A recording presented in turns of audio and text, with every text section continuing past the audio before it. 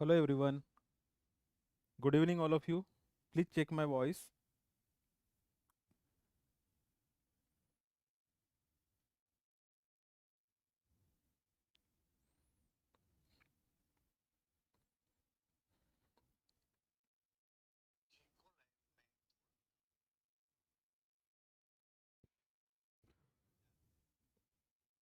Yes. Hello, hi. Please check my voice. Okay.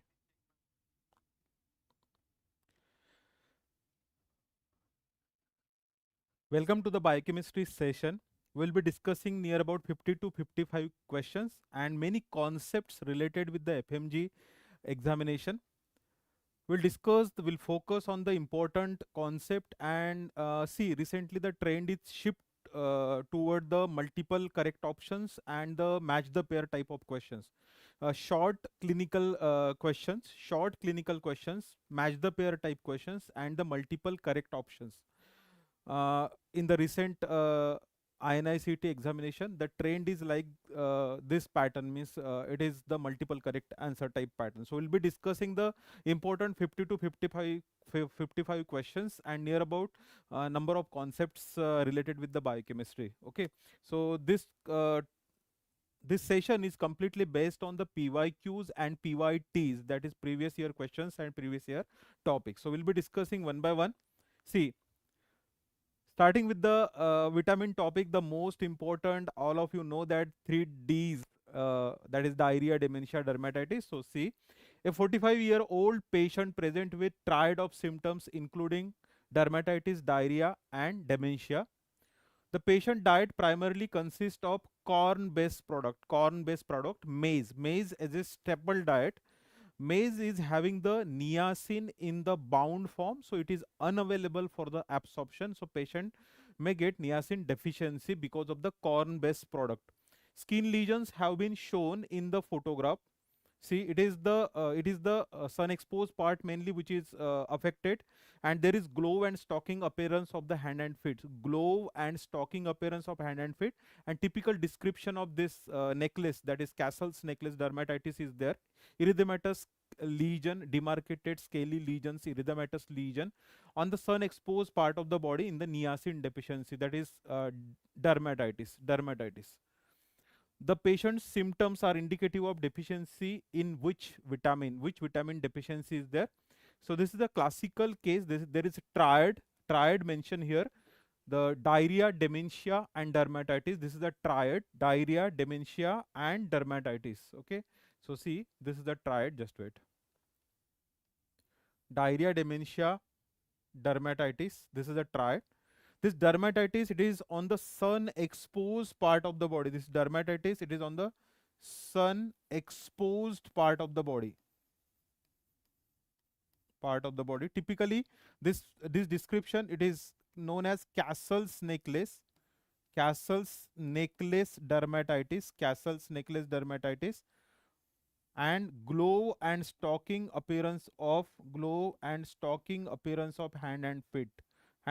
So there is diarrhea, there is dementia, means memory loss, and there is dermatitis in the niacin deficiency. Now see, niacin deficiency, here answer is vitamin B3, that is niacin. Vitamin B3, that is niacin. See the other options. Vitamin A deficiency causes vision impairment.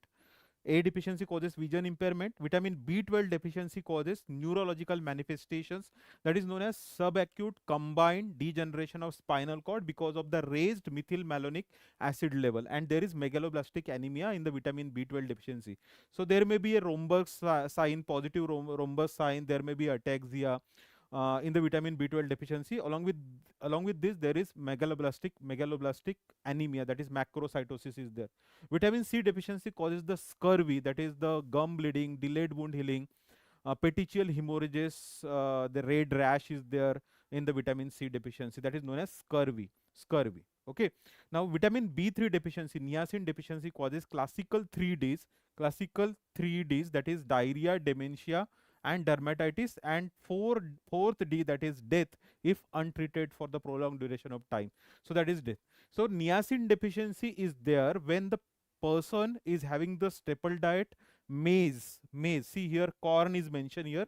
Corn is mentioned here. So maize or the jawar is having the high leucine content. So as a staple diet, मतलब वो ज़्यादा मात्रा में जब खाने में आता है, so that is maize or jawar. Just wait. For the longer duration of time, that causes the deficiency. Okay. So see, niacin deficiency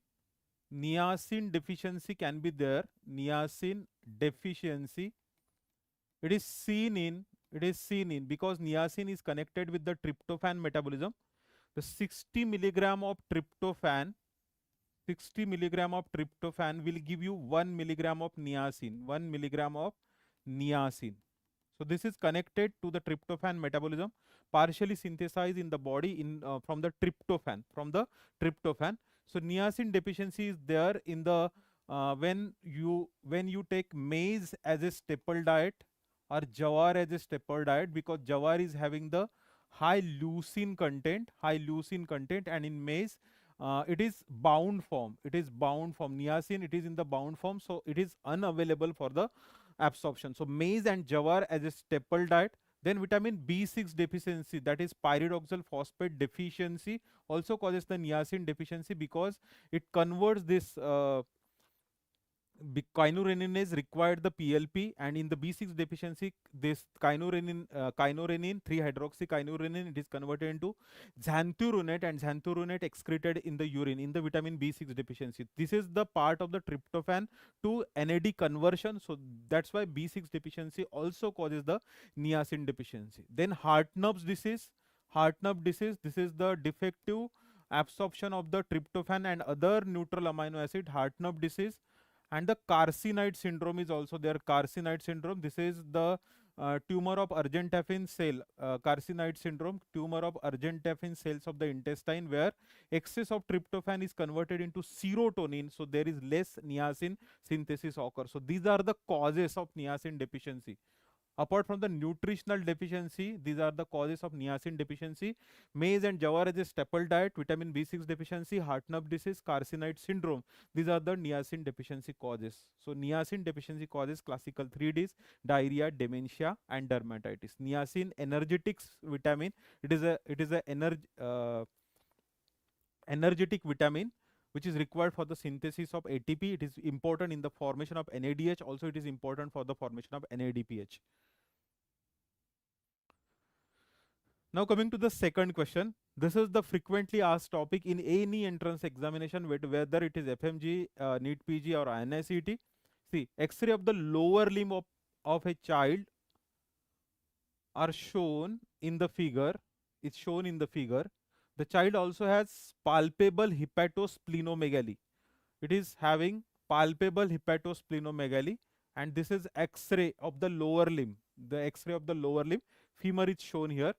Fundoscopic findings are normal. Which of the following is the closest differential case? See, this is the X-ray image showing Erlenmeyer flask deformity. See the lower end of the femur. This lower end of the femur, it looks like flask. It looks like that is Erlenmeyer flask. So the flask in the biochemistry. So Erlenmeyer flask deformity. It is known as, this is Erlenmeyer flask deformity because of the involvement of the bone. So there are three tissues predominantly involved in this disease. कौन से तीन tissues? The three tissues mainly bone, that is bone marrow, mainly bone, liver and spleen. These are involved. So there is hepatosplenomegaly. Apart from hepatosplenomegaly, there is avascular necrosis of the bone, and bone is involved. So all cells, bone marrow mainly, bone marrow, it is involved. So there is decrease in the RBC, there is decrease in the WBC count, Also there is decrease in the platelet. So there is anemia, there is leukopenia, there is leukopenia, and the platelet decreased platelet, it is known as thrombocytopenia. thrombocytopenia. It is known as thrombocytopenia. So anemia, leukopenia, and the thrombocytopenia is there. So refractory anemia is there in the this disease is known as, the diagnosis is, it is Gaucher's disease. This is Gaucher's disease. So what is typical characteristic presentation in the Gaucher's disease? It is crumpled tissue paper macrophages, or it is also known as wrinkled paper macrophages, or tissue paper macrophages is there because of the intracytoplasmic accumulation of glucose cerebroside, because of the deficiency of glucose cerebrosidase. Because of the deficiency of enzyme glucose cerebrosidase, there is accumulation of glucose cerebroside in the macrophages, particularly in the cytoplasm, that gives striated appearance, that is known as wrinkled paper appearance, crumpled tissue paper appearance. So crumpled tissue paper macrophages, hepatosplenomegaly, Erlenmeyer flask deformity. As bone marrow is involved, there is anemia, leukopenia, and the thrombocytopenia. Because of the thrombocytopenia, there is bruising tendency, bleeding tendency. So this is a manifestation in the Gaucher's disease because of the defect in the enzyme beta glucocerebrosidase. The deficient enzyme is beta glucocerebrosidase, which cleaves this glucocerebroside into ceramide plus glucose. It cleaves this glucocerebroside into ceramide plus glucose. So Gaucher's disease is there. Niemann-Pick disease, the one more characteristic feature of this Gaucher's disease is there is no cherry red spot. All of you know that this know the mnemonic KGF, Krebs, Gaucher, and the Fabry's disease. There is no cherry red spot on the macula.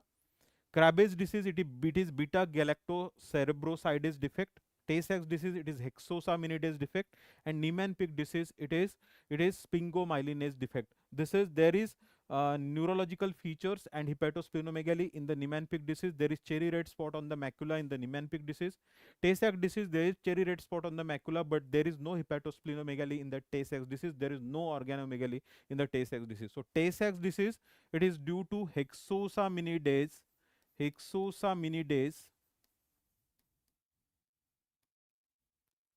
A defect. Krabbe's disease, it is beta galactocerebrosidase defect. Gaucher,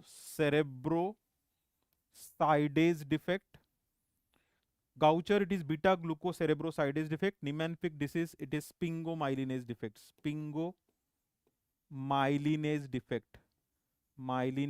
So there is accumulation of sphingomyelin occurs.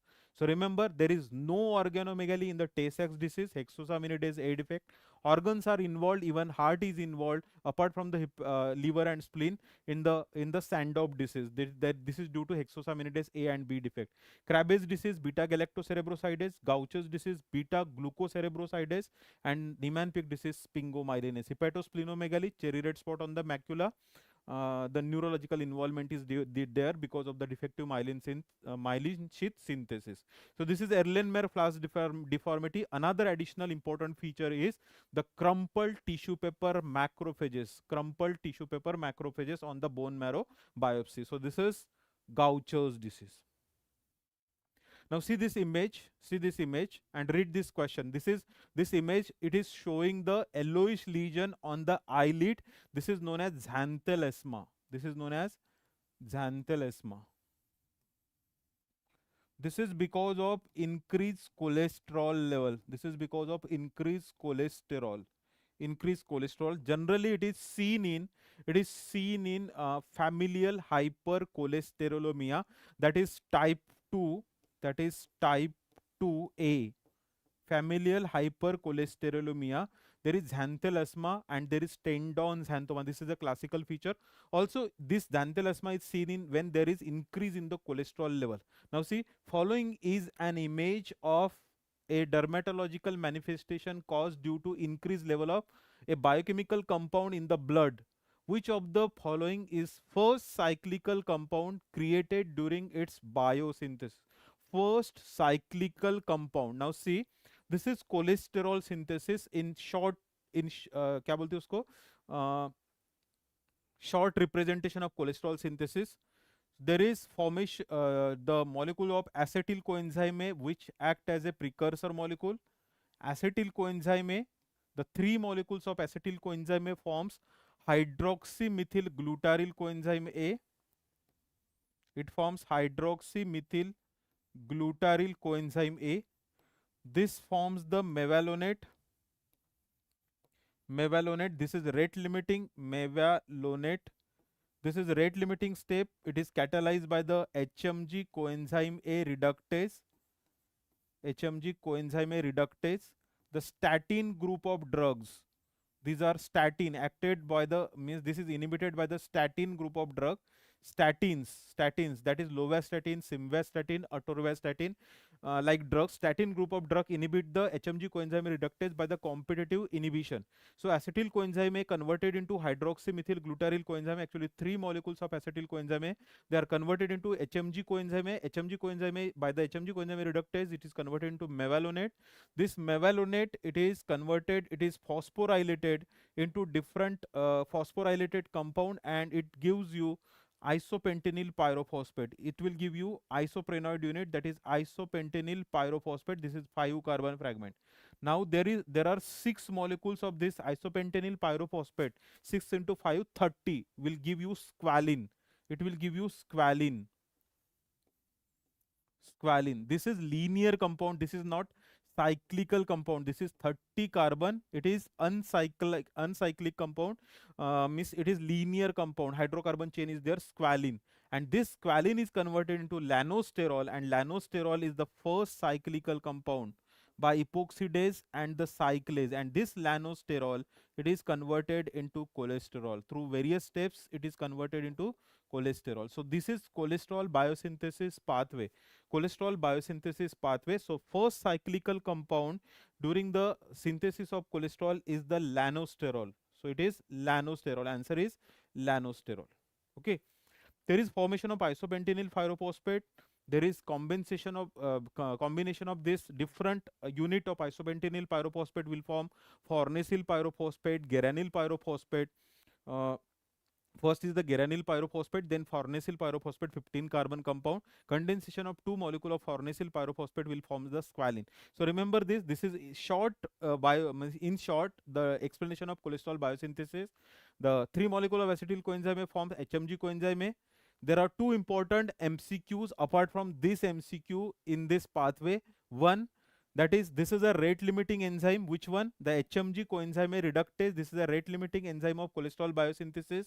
Second, statin group of drug inhibit the enzyme by the competitive inhibition. These are the 2 important MCQs related with this pathway, cholesterol biosynthesis pathway. Increased cholesterol, it is seen in familial condition, that is known as type 2A. Along with this, there is tendon xanthoma when there is LDL receptor defect or ApoB100 defect, that is known as familial hypercholesterolemia. So whenever there is increase in the cholesterol, there is xanthelasma is there. Xanthelasma is there. If chylomicron increases, there is lipemic plasma or milky plasma is there, if the chylomicron levels are raised. Okay. Now see the inhibition, the competitive, non-competitive and uncompetitive inhibition. The diagrams, they are very, very important. The X shape, the V shape diagram and the parallel lines are there. So identify the type of inhibition shown in the image. See, this is a V shape. This is known as this graph is known as Lineweaver-Burke. This graph is known as Lineweaver-Burke double reciprocal plot. It is double reciprocal plot. Reciprocal plot. This is Lineweaver. This is Lineweaver-Burke double reciprocal plot. Double reciprocal. Why double reciprocal? Because it is 1 by substrate concentration on x-axis and 1 by velocity on the y-axis. 1 by velocity on the y-axis. So this is Lineweaver-Burke double reciprocal plot, particularly to see the effect of various drugs as an inhibitor. As inhibitor. So with inhibitor and without inhibitor, the graph is given. So when, see, remember, when there is X-shaped graph, it indicates competitive inhibition. So this is competitive inhibition. When there is V-shaped graph, as shown in the image, it is V-shaped graph. When V-shaped graph is there, it is known as non-competitive inhibition. And when there are parallel lines, it is known as uncompetitive inhibition. So remember this: X shape, V shape, and the parallel line. So competitive, non-competitive, and uncompetitive inhibition. Apart from this, if you look at this, if you don't remember this pattern, remember the Km value. Remember the competitive inhibition. It is, there is competition between the inhibitor and substrate. The inhibitor molecule is structurally similar to the substrate. That's why they compete with each other for binding to the active site of an enzyme molecule. So there is competition, and increasing the substrate concentration can overcome this type of inhibition. So increasing the substrate concentration can overcome. Km is nothing but the substrate concentration. So Km value increases in the competitive inhibition. Remember this: Km increases in the competitive inhibition, Vmax remains same. Vmax remains same. Then non-competitive inhibition, the Km remains same, Vmax get lowered, and in uncompetitive inhibition, both Km and Vmax get lowered. Both Km and Vmax get lowered. Okay, so this is a graph of non-competitive inhibition. It is a V-shaped graph. The Km, ये point पे आपको समझ में आता है कि एक ही जगह पे है, मतलब same है. So Km, Km remains same, and Vmax get lowered. It is 1 by V. That's why it is lowered. Okay. Now see, in the competitive inhibition, you will get X-shaped graph. In the allosteric inhibition, you will get the S-shaped curve is there. S-shaped curve is there in the allosteric inhibition. Uncompetitive inhibition, there is parallel lines, and non-competitive inhibition, there is V-shaped graph. There is V-shaped graph in the non-competitive inhibition. See this graph, this type of X-shaped graph. See, this is X-shaped graph, and this is Vmax. Vmax remains same, and the Vmax remains same, and the Km increases. Km increases when there is inhibitor. So this is towards the zero. The shift is toward the zero from the minus. So it is increases. It is increases in case of the competitive inhibition. This type of inhibition is known as competitive inhibition. So in this competitive inhibition, remember Km increases and Vmax, maximum velocity, remain same, unaffected, unaffected, because it can be overcome by increasing the substrate concentration. So this is competitive inhibition X-shaped graph. X-shaped graph, this is known as Lineweaver-Burke plot. This is V-shaped graph. It is seen in non-competitive inhibition. This is non-competitive inhibition. And parallel lines are there, means both Vmax and Km both decreases in presence of inhibitor, that is known as uncompetitive inhibition. The well-known example is a high level of phenylalanine.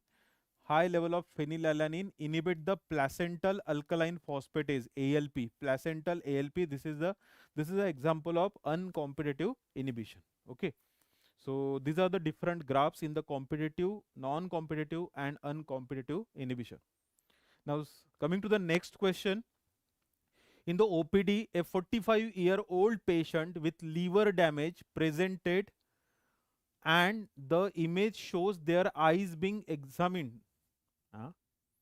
See, so 45-year-old patient presented to the OPD and eyes were examined, and this is the image shown, the examination image. Which of the following factor is responsible for causing this condition? Copper, glucose, galactose, mannose. See, the biochemical importance of this compound. First, we will discuss this. Copper, all of you know that copper is related with two metabolic syndromes or two metabolic conditions. One is Wilson's disease, second one is the Menkes disease. Wilson's and Menkes disease. Glucose is connected with the diabetes mellitus. Galactose, there is galactosemia. There is cataract in the galactosemia, that is known as oil droplet cataract.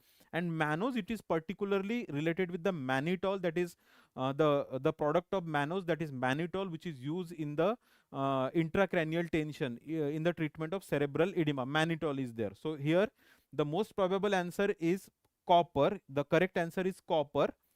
But see whether it is lens is shown or the cornea is shown. Okay.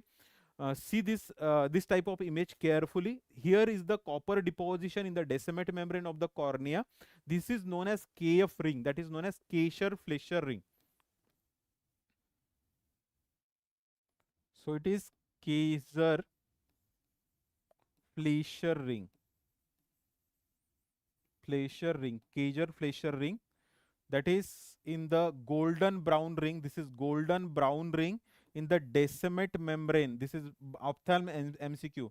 Decimate membrane of the cornea. Decimate membrane of the cornea. Also, there may be a sunflower cataract because of deposition of copper in the lens. Anterior capsule of the lens. There can be a sunflower cataract. So this is copper deposition in the decimate membrane of the cornea that causes Wilson. Means in the Wilson's disease, there is deposition of copper in the decimate membrane. Okay, now copper excess is there. This condition is due to copper excess because of the mutation in ATP7. This is ATP7B mutation, which is required for incorporation of copper into ceruloplasmin and copper excretion into bile.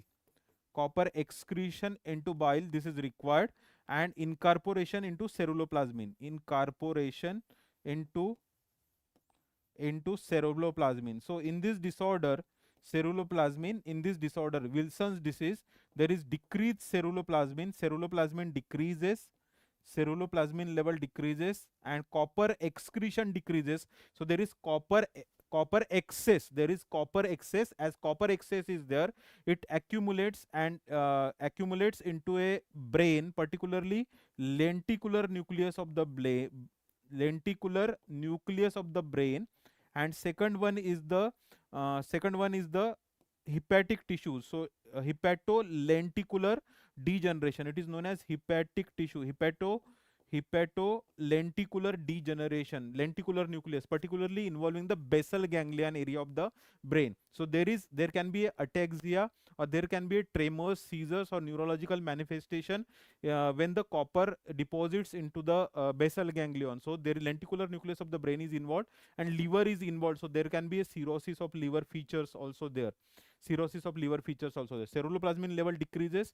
This is because of mutation in ATP7B, which is required for excretion of copper, and it is required for incorporation of copper into a ceruloplasmin. The definitive diagnosis of this condition, the Wilson's disease, definitive diagnosis is liver biopsy and quantification of assay per dry tissue of the liver.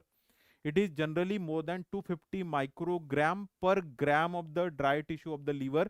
So liver biopsy and quantification of copper in the liver biopsy is the diagnostic for the Wilson's disease. So Wilson's disease, very, very important. Menkes disease also very important. See, for the absorption of the copper from the intestine, the transporter is needed. That transporter is known as ATP7A. If there is mutation in ATP7A, it causes Menkes disease. This is neurodegenerative disorder. Neurodegenerative disorder. Menkes disease. Neurodegenerative disorder characterized by mutation in ATP7A. So there is decreased copper. So decreased copper, there is decreased ceruloplasmin occur in the Menkes disease. Along with the decreased ceruloplasmin, because of the copper deficiency, the lysyl oxidase enzyme is affected. Lysyl oxidase, it is required for the collagen cross-linking. So collagen cross-linking is affected, and there is defective collagen synthesis in the Menkes disease. So there is defect in the collagen synthesis. Collagen synthesis in the Menkes disease. Along with this, there is the affected tyrosinase is also affected. So hypopigmented patches are there. So hypopigmentation because of the tyrosinase. Pigmentation is there because of the affected tyrosinase is there. Tyrosinase is also copper dependent enzyme. Tyrosinase is affected, so that's why hypopigmentation is there. So hypopigmentation, defective collagen synthesis is there. Steel or wiry hair. So this Menkes disease, it is known as kinky hair. Menkes kinky hair syndrome. Easily pluckable steel and wiry hair problems are there. So hairs are involved. There is mental retardation. So there is mental retardation, hypopigmentation, hairs involved, defect in the collagen synthesis, ATP7A mutation, decreased ceruloplasmin is there in the Menkes disease. Copper deficiency, this is ATP7B mutation. This is there. This is required for. This is required for this ATP7B. It is required for copper excretion in the bile, and it is required for incorporation of copper. It is required for incorporation of copper into a ceruloplasmin. So ceruloplasmin level also decreases in the Wilson's disease, and copper deposits into lenticular nucleus of the brain and the liver. So there is cirrhosis of liver, there is a lenticular nucleus of the brain is involved, there is neurological features, there is jaundice, there can be a jaundice, there is feature of cirrhosis of liver in the Wilson's disease, hepatolenticular degeneration. So this disease is known as Wilson's disease. Wilson's disease, hepatolenticular degeneration, hepatolenticular degeneration, characterized by KF ring, which is there in the 99% cases of the KF ring in the decimate membrane of the cornea, which is there in the 99% of the person with the neuropsychiatric manifestation. KF ring is there. Sunflower cataract can be there. Sunflower cataract can be there. The definitive diagnostic is not by the ceruloplasmin, measuring the ceruloplasmin level. Definitive diagnosis, the gold standard for the diagnosis is liver biopsy. Liver biopsy and quantification of liver, quantification of copper in the dry tissue of the liver. It is more than 250 microgram per gram of the liver tissue. What is copper in the liver? So this is the Wilson's disease, Menkes disease. Menkes disease, steel, wiry, easily pluckable hair. Wilson's disease, hepatolenticular degeneration. KF ring is there. Sunflower cataract is there. This KF ring, it is there in the decimate membrane of the cornea. And gold standard test for the diagnosis is not a ceruloplasmin level. It is not a serum copper level. Not a urinary copper level. The, urinary copper can be used for the screening purpose.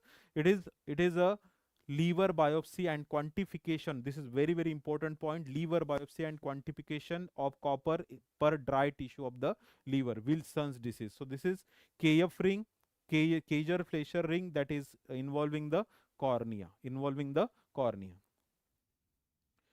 See, here we already discussed this question in the Erlenmeyer flash deformity. This is a repeat of this question with the crumpled tissue or the crumpled tissue or wrinkled tissue paper macrophages because of intracytoplasmic inclusion, intracytoplasmic accumulation of glucosyl ceramide or glucocerebroside. Bone marrow biopsy picture from a child with hepatosplenomegaly and pancytopenia, matlab decrease RBC, WBC, platelets. The characteristic cell seen in the biopsy is diagnostic finding in which of the following disease? This is crumpled tissue paper macrophages. This is known as crumpled tissue paper macrophages. This is intracytoplasmic inclusion,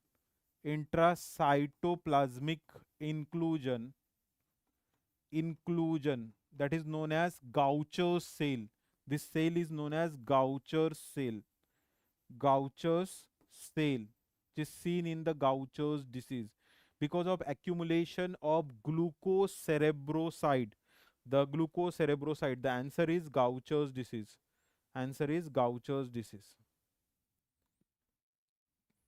This is crumpled tissue paper macrophages. तो हमने already discuss किया. The deficient enzyme is beta glucocerebrosidase. The accumulated compound is glucocerebroside in the cytoplasm of the macrophages. and it gives characteristic wrinkled tissue paper appearance. There is Erlenmeyer flask deformity. There is involvement of bone marrow, liver, and spleen. So there is hepatosplenomegaly, and the bone involvement, the cell involvement is there. So there is pancytopenia, RBC, WBC, platelet decreases. Because of the decrease in the platelet count, the thrombocytopenia, there is bleeding tendencies in the Gaucher's disease, and there is no cherry red spot on the macula in the Gaucher's disease. See, these are the important features of the lysosomal storage disorder. Just wait. Hi everyone.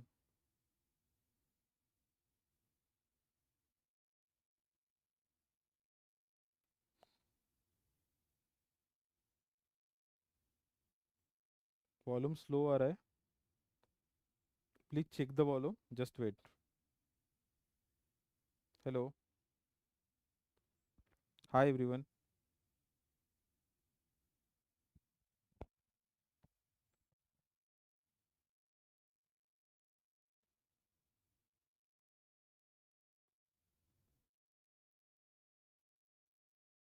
Just check the volume.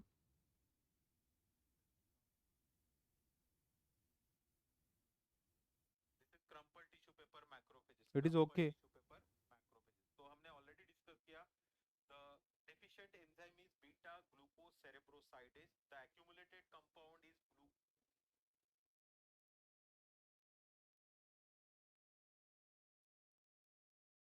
the voice is okay. Okay, see, cherry red macula without hepatosplenomegaly. Cherry red macula without hepatosplenomegaly, without in organomegaly. Organomegaly, it is Tay-Sachs disease. Tay-Sachs disease, hexosaminidase, A defect, that is GM2 gangliosidosis. GM2 gangliosidosis, Tay-Sachs disease. Okay, cherry red macula with hepatosplenomegaly. If hepatosplenomegaly is there, mainly it is Niemann-Pick disease. It can be Sandoff disease. If the organomegaly is severe, it can be a Sandoff disease also. Niemann-Pick disease, sphingomyelinase defect, sphingomyelin accumulates. Then bone crisis, that is Erlenmeyer flask deformity, crumpled tissue paper macrophages, means Gaucher's cells, and pancytopenia is there. In the Gaucher's disease, beta glucocerebrosidase defect. Angiokeratomas, ABC, remember ABC, angiokeratomas, burning sensation in hand and feet, and the corneal opacities. Remember the ABC, angiokeratomas, particularly involving the bathing trunk area, that is below the umbilicus and above the knee joint. So angiokeratomas. Then the burning sensation in hand and feet, also known as acroparesthesia, that is known as acroparesthesia, burning sensation in hand and feet. Then the C corneal opacities are there, the young age involvement is there, the vessel involvement is there, the early stroke chances is there, X-linked disease, that is known as Fabry's disease, that is known as Fabry's disease. So angiokeratomas, so you can remember this ABC as ABC, remember this as ABC, angiokeratomas, burning sensation in hand and feet, and corneal opacities. Young age involvement is there. There is chances of stroke in the Fabry's disease. There is X-link inheritance, and the renal failure is also there in the Fabry's disease. Alpha galactosidase defect. Alpha galactosidase defect. Fabry's disease. Corneal clouding, coarse facial feature, developmental delay. Then hepatosplenomegaly, skeletal involvement is there. This is in the Hurler syndrome. Iduronidase defect, L-iduronidase defect. No corneal clouding, aggressive behavior, X-link inheritance, the same feature as that of the Hurler syndrome, that is musculoskeletal involvement is there, hepatosplenomegaly megaly is there, skin lesions are there. This is seen in the Hunter syndrome. Iduronate sulfatase defect. No cherry red spot on the macula. It is seen in KGF, Krabbe's, Gaucher, and Fabry's disease. Just wait. ये आप तब तक पढ़ो. Just wait.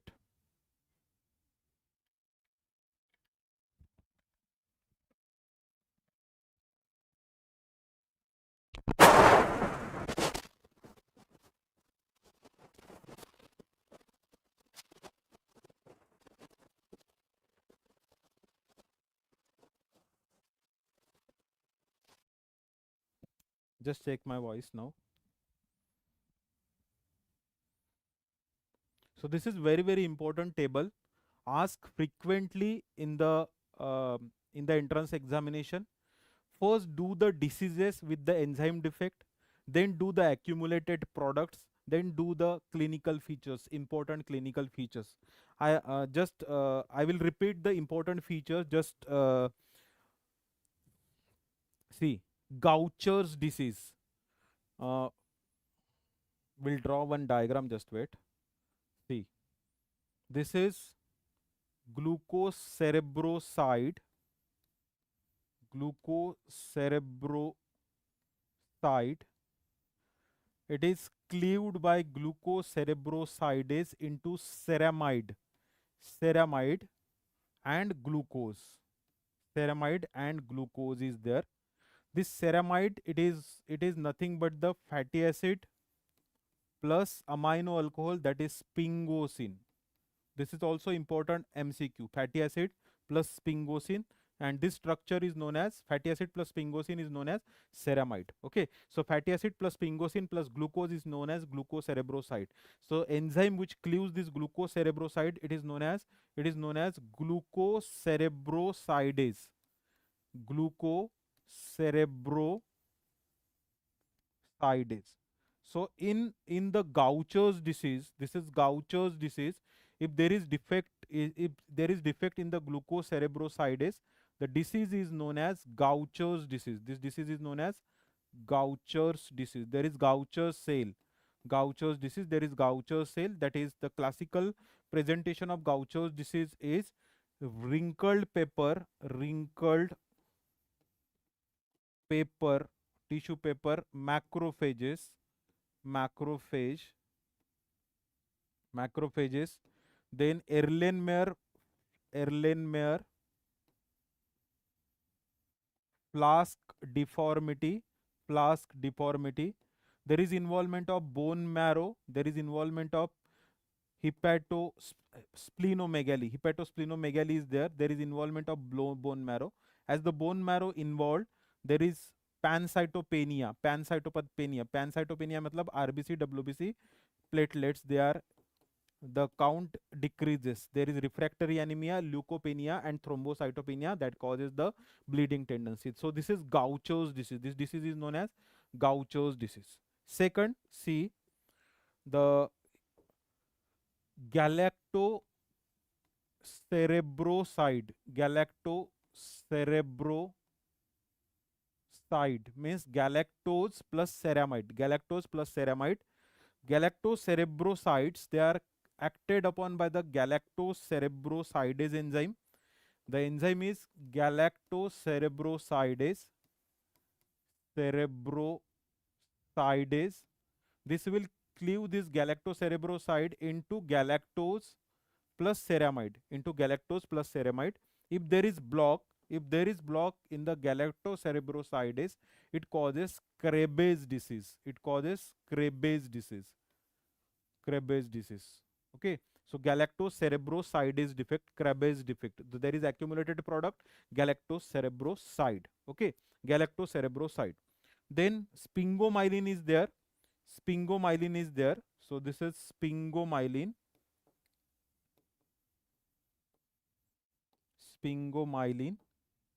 It is acted upon by the sphingomyelinase enzyme, and there is release of choline occur. It is acted upon by the enzyme, that is name of the enzyme is sphingomyelinase. If sphingomyelinase is defective, this causes Niemann-Pick disease. NP disease, Niemann-Pick disease, sphingomyelinase defect. There is cherry red spot on the macula. There is hepatosplenomegaly in the sphingomyelinase defect. So these are the important one to remember. Then Fabry's disease, X-linked disorder, ABC, angiokeratomas, particularly involving the bathing trunk area below the umbilicus, above the knee joint. Then acroparesthesia is there, that is known as burning sensation in hand and feet. Corneal opacities are there. Vessel involvement is there. Renal vessels are involved. Stroke can be there. Young age involvement is there in the Fabry's disease, X-linked inheritance. So these are the enzyme defects. Gaucher's disease, beta-glucocerebrosidase. Niemann-Pick disease, sphingomyelinase. Krabbe's disease, beta-galactosidase. Fabry's disease, alpha-galactosidase. Tay-Sachs disease, hexosaminidase A. Sandop, there is organ involvement in the Sandop disease. Tay-Sachs disease, there is no organ involvement. Sandop disease, hexosaminidase A and B defect. Metachromatic leukodystrophy, aryl sulfatase defect, and Farber's disease, that is ceramidase defect. Ceramidase defect. These are the lysosomal storage disorders. Lysosomal storage disorder. Okay, just wait.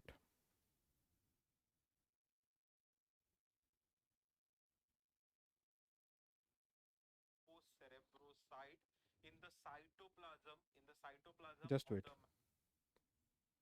Hi everyone. Still low. The sound is still low. Hi everyone. See the sound of my phone. It gives characteristic wrinkled tissue paper appearance. There is Erlenmeyer flask deformity. There is involvement of bone marrow, liver and spleen. सभी को problem आ रहा voice में? Please check the voice.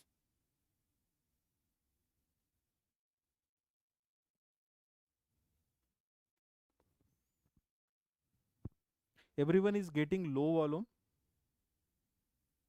Please let me know. If all okay, just give thumbs up.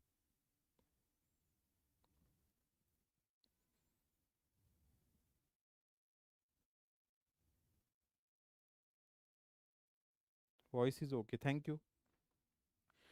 See, correct regarding the structure, this clover leaf model, the clover leaf model, it is the tRNA structure, the small soluble RNA, tRNA, transfer RNA, small soluble RNA. It depicts protein coding RNA. Protein coding RNA किसको बोलते हैं? This is mRNA. Protein coding RNA means the messenger RNA को बोलते हैं the protein coding RNA. Messenger RNA constitute about 2 to 5% of the total RNA. Only 2%, near about 2%, 2 to 5% of the total RNA. It depicts the protein coding RNA means messenger RNA. It is the most abundant type of RNA. This is 80%, that is ribosomal RNA, rRNA. 80% of the total RNA count, ribosomal RNA. Arm A मतलब ऊपर वाला acceptor arm is responsible for binding to codons in the genome. Not it is for binding to the, it is for the carrying the amino acid. So amino acid is carried by the acceptor arm. Acceptor arm carries amino acid, and this anticodon arm, ये जो E वाला है, anticodon arm, it attaches to the codon. It attaches to the codon on the mRNA. So this is messenger RNA. This is messenger RNA. So mRNA, tRNA, the codon anticodon pairing it's seen here. So anticodon arm of the tRNA, it is DATA from this side. This is 5 prime end. If this is 5 prime end, so this is 5 prime end and this is 3 prime end. So if this is 5 prime end, this one is the 5 prime end and this one is the 3 prime end. Okay, so codon anticodon pairing is there. It is with the anticodon arm of the tRNA. Its tertiary structure forms inverted L shape. Yes, correct. This is correct option here. The secondary structure is a clover leaf structure, and the tertiary structure of the tRNA is described as inverted L shape structure. Inverted L shape structure. Okay. Now transfer RNA. These are known as small soluble RNA. Small soluble RNA. This constitute about 15% of the total RNA count. Total 15% of the total RNA count. This is synthesized by the RNA polymerase 3. This is synthesized by the RNA polymerase 3 tRNA.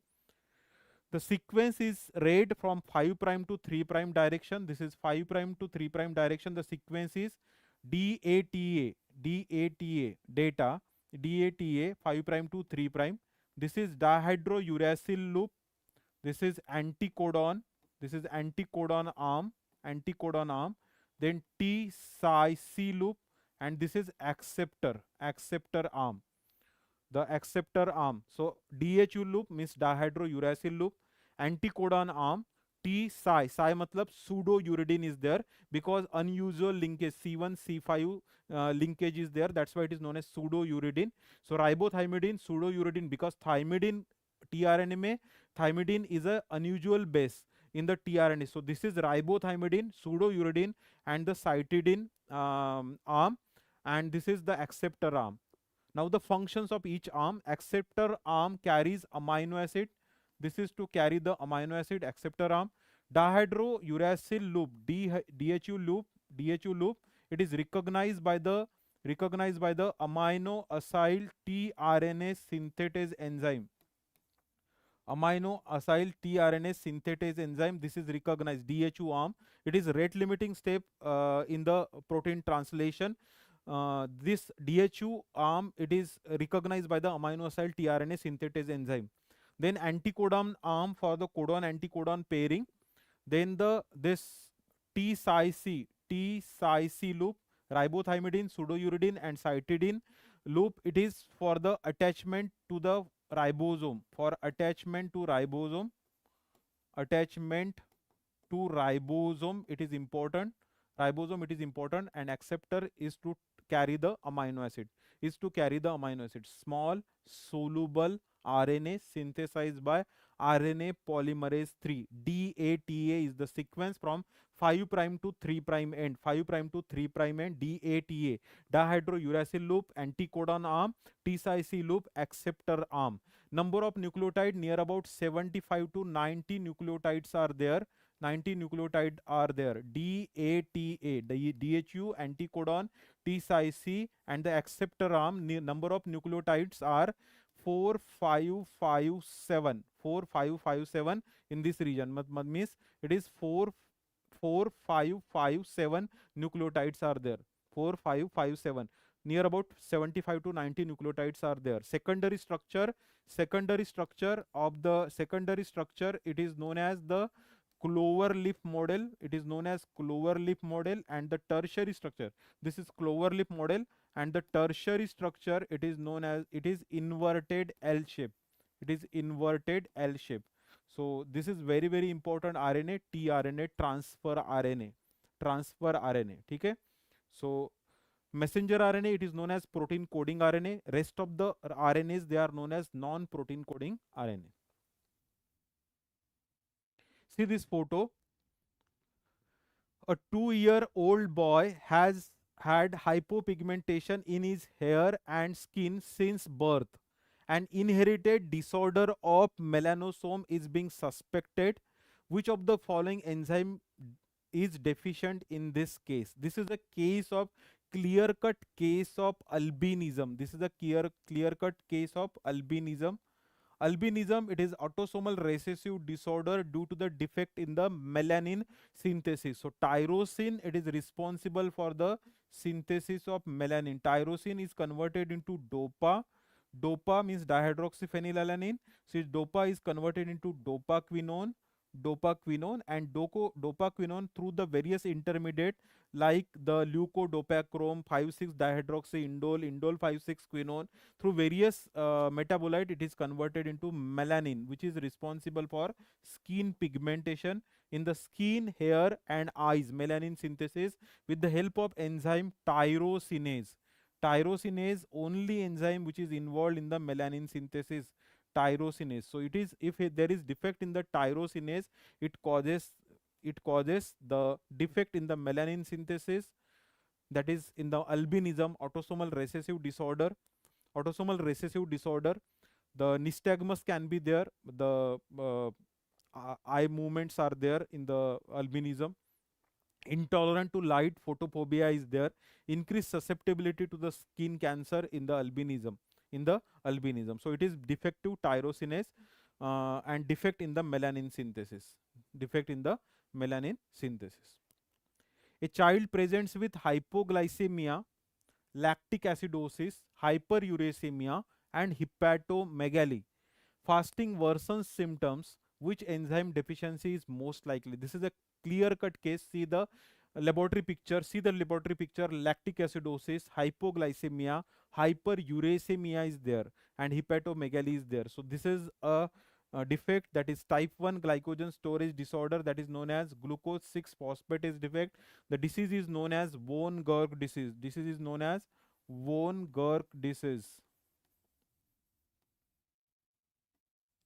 Von Gerk disease, because of the glucose 6 phosphatase. Glucose 6 phosphatase, it is involved in the two metabolic pathways. The first metabolic pathway is a glycogenolysis, glycogenolysis का last step genolysis, and second one is the gluconeogenesis, gluconeogenesis. In the bone gurg disease, there is involvement of the liver and the renal tissue. Renal tissues they are involved. So there is hepatorenomegaly. Remember this, reno मतलब kidney, hepatorenomegaly. There is no involvement of spleen, no spleen involved in the bone gurg disease. There is no spleen involvement in the bone gurg disease. There is no muscle involvement in the bone gurg disease, because this enzyme, the glucose 6 phosphatase, it is absent in the muscle.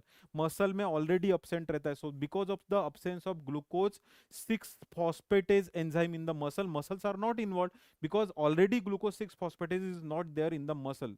Okay, so this glucose 6 phosphatase, it is important in the two pathway, glycogenolysis, conversion of glycogen into glucose, and it is required for the gluconeogenesis. So it is required for conversion of glucose 6 phosphate into glucose molecule. So there is uric acid level increases because of lactic acidosis is the main reason to increase the uric acid, because lactic acid increases the threshold for the uric acid. So there is retention of uric acid occur because of the lactic acidosis. So lactic acidosis is a primary reason for the hyperuricemia. It is a primary reason for the hyperuricemia. Secondary reason is glucose 6 phosphate is diverted for the purine nucleotide synthesis through a ribose. There is synthesis of ribose, and ribose is diverted for the purine nucleotide synthesis, and degradation uric acid is there. But the main reason for the hyperuricemia is the lactic acidosis, because lactic acid competes with the uric acid for the excretion, increases the uric acid threshold. So uric acid retention is there in the bone gurg disease. So remember this is defect in the glucose 6 phosphatase. This is type 1A. This is a type 1A. This disease is known as type 1 glycogen storage disorder. This is type 1A, glycogen storage disorder. Type 1B is also there, where glucose 6 phosphate transporter is defective in the endoplasmic reticulum, and because of that, there is, along with these features, that is, this is the early age involvement is there in the bone gurg disease. So there is hepatomegaly, there is protuberant abdomen, thin extremities, doll-like faces, Hepatorenomegaly is there, hyperuricemia is there, hyperlipidemia is there. Along with this feature, in the type 2B, in the type 2B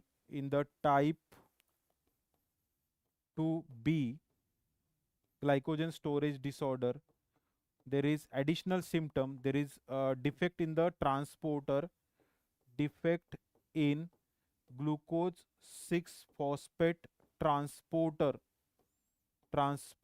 Because of this defect in the endoplasmic reticulum, along with this feature, there is additional feature, that is additional feature, neutropenia is there, neutropenia, and recurrent infection, neutropenia and recurrent infection is there in the type 2B glycogen storage disorder. So remember, this is glucose 6 phosphatase bone gurg disease, debranching enzyme, the Cory's disease, muscle phosphorylase defect is the McArdle disease, and pyruvate kinase deficiency causes only hemolysis, only mild anemia is there in the pyruvate kinase defect. Muscle phosphorylase defect causes the exercise intolerance, myoglobinuria is there.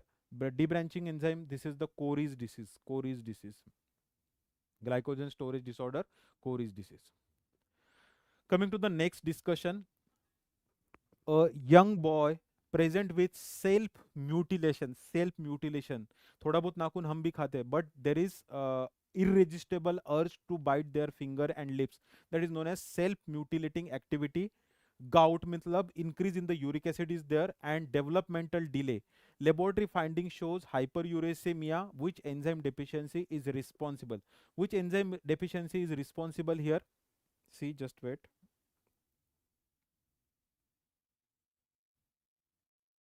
Hi everyone, which enzyme deficiency is responsible here?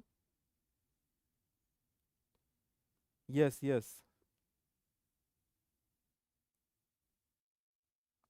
Why C is answer? Why C is answer? It is hyperuricemia.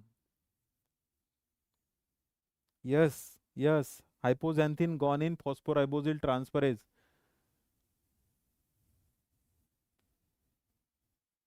You must think about the lengthy answer option first. Lengthy. If there is any lengthy answer given in the option, first think about that option.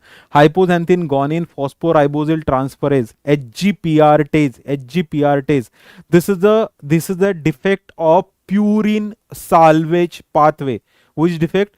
Purine salvage pathway. What is defect in the purine salvage pathway? So HGPRT is defect that causes hyperuricemia. Lesch-Nyhan syndrome. The disease is known as Lesch-Nyhan syndrome. Lesch-Nyhan syndrome. There is self-mutilating activity. Which pathway is affected? This is purine salvage pathway defect. Purine salvage pathway defect. This pathway is particularly important in the this pathway is important in the brain.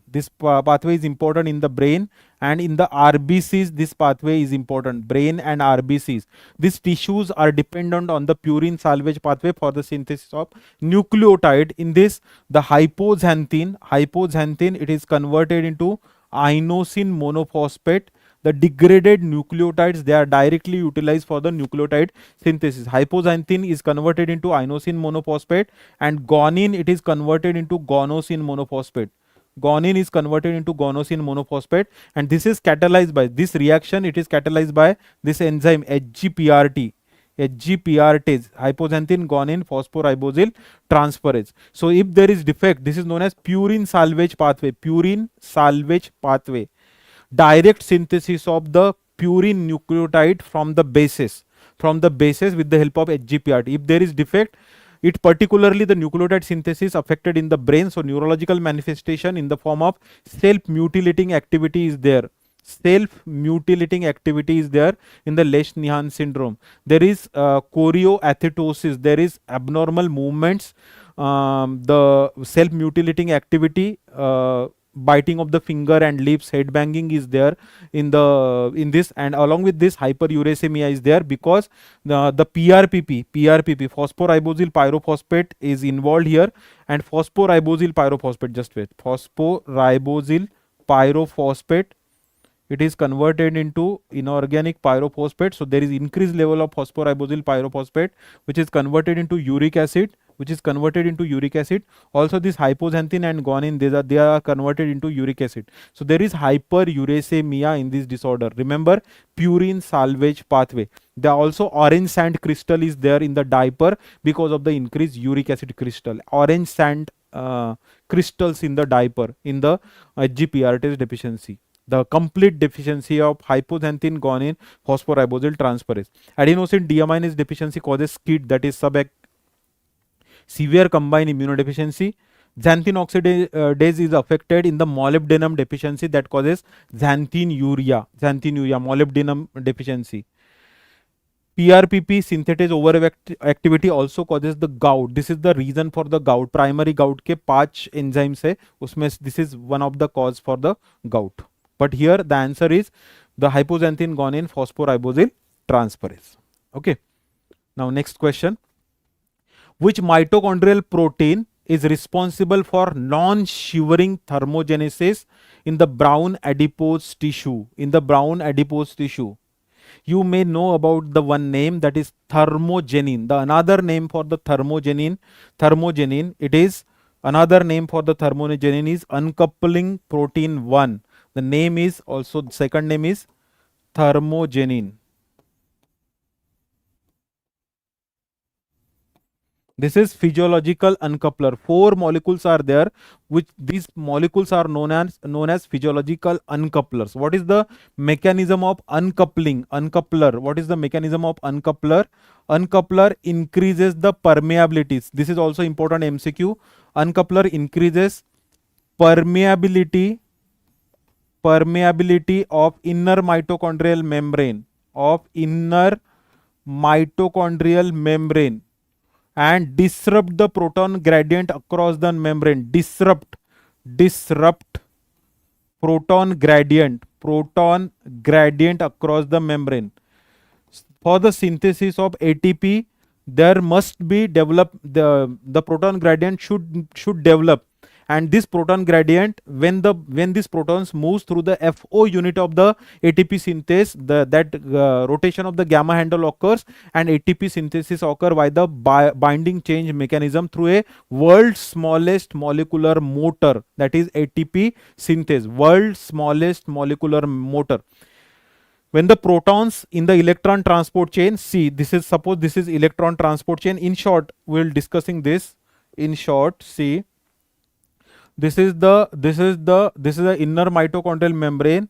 There are various complexes in this inner mitochondrial membrane. These complexes, they are named as, this is the first complex, this is second complex of electron transport chain, this is third complex of electron transport chain, this is 4, and this is the fifth complex, which is having the FO unit, which is a transmembrane unit. This is FO unit. O indicates its inhibition by the oligomycin. Now this is first complex, this is second complex, this is third, and this is fourth, and this is ATP synthase, fifth complex, which is composed of FO unit, and the F1, this is gamma handle. This is gamma handle of the F1 particle. When protons are pumped out, means when the electron is transferred through these complexes from this complex 1 to the coenzyme Q, coenzyme Q to complex 3 to cytochrome C, and cytochrome 4 is there, cytochrome oxidase, and it is finally accepted by the oxygen molecule, which is converted into water molecule. So during the transfer of electron through the various complexes of electron transport chain, there is pumping of proton from these complexes occur. From the complex 1, 4 protons are pumped out, 4 protons are pumped out from the complex 3, and 2 protons are pumped out from the complex 4. So in this way, 10 protons are pumped out when the when NADH transfers the electron, and when FADH2 transfers the electron, 6 protons are pumped out. Only 6 protons are pumped out. So this is the flow of FADH2. From this FADH2 protons are transferred in this way to the coenzyme Q to the 3, then cytochrome C, then complex 4, and then finally O2. So this is only 6 protons are pumped out. That's why NADH will give you 2.5 ATP, and FADH2 will give you 1.5 ATP. Now this proton transfer of protons into the intermembrane space causes development of positive charge outside the membrane and negative charge inside the membrane towards the matrix side. This is a matrix side. This is matrix side. This is membrane. This is intermembrane space. Membrane space. So there is development of proton gradient across the membrane, and when these protons moves through this FO unit, when these protons moves through this FO unit, it causes this rotation of gamma handle, and by the binding change mechanism, the conformational change in the beta subunit occur. Conformational change occur in the beta subunit that causes the condensation of ADP and PI into ATP. So ATP synthesis occur. So this is known as the linking. This is linked, the electron transport chain. It is linked with the oxidative phosphorylation for the synthesis of ATP. If there is uncoupler increases the permeability of the inner mitochondrial membrane and disrupt the gradient. There is no gradient developed because the membrane becomes permeable to the ions. So uncouple this electron transport chain from the oxidative phosphorylation. So no ATP synthesis occur, only heat is generated. No ATP synthesis occur. These are known as uncouplers. 4 molecules are there which are known as physiological uncouplers. That is thermogenin, that is known as uncoupler protein 1. That is also known as thermogenin. Second, thyroxine. Second is the thyroxine. Third one is the long chain free fatty acid, long chain free fatty acid. And fourth one is the unconjugated bilirubin, that's why these are toxic compound. Unconjugated bilirubin in higher amount these are toxic compound. Unconjugated bilirubin causes the Kernick teres. This long chain free fatty acid accumulates in the Zellweger syndrome, very long chain free fatty acid. These are toxic to the brain. So uncoupler protein 1, thermogenin, thyroxine, long chain free fatty acid, unconjugated bilirubin, these are the physiological uncoupler.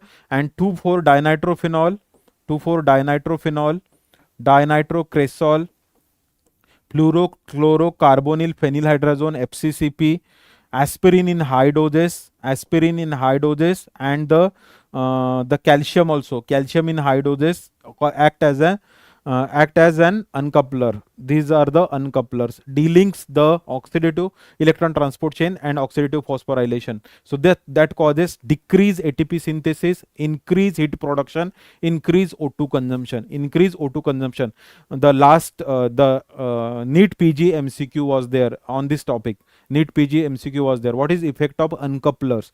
What is effect of uncoupler? So effect of uncoupler, it decreases the ATP synthesis, it increases the heat production, and it increases the O2 consumption. Okay, so this is effect of the uncoupler.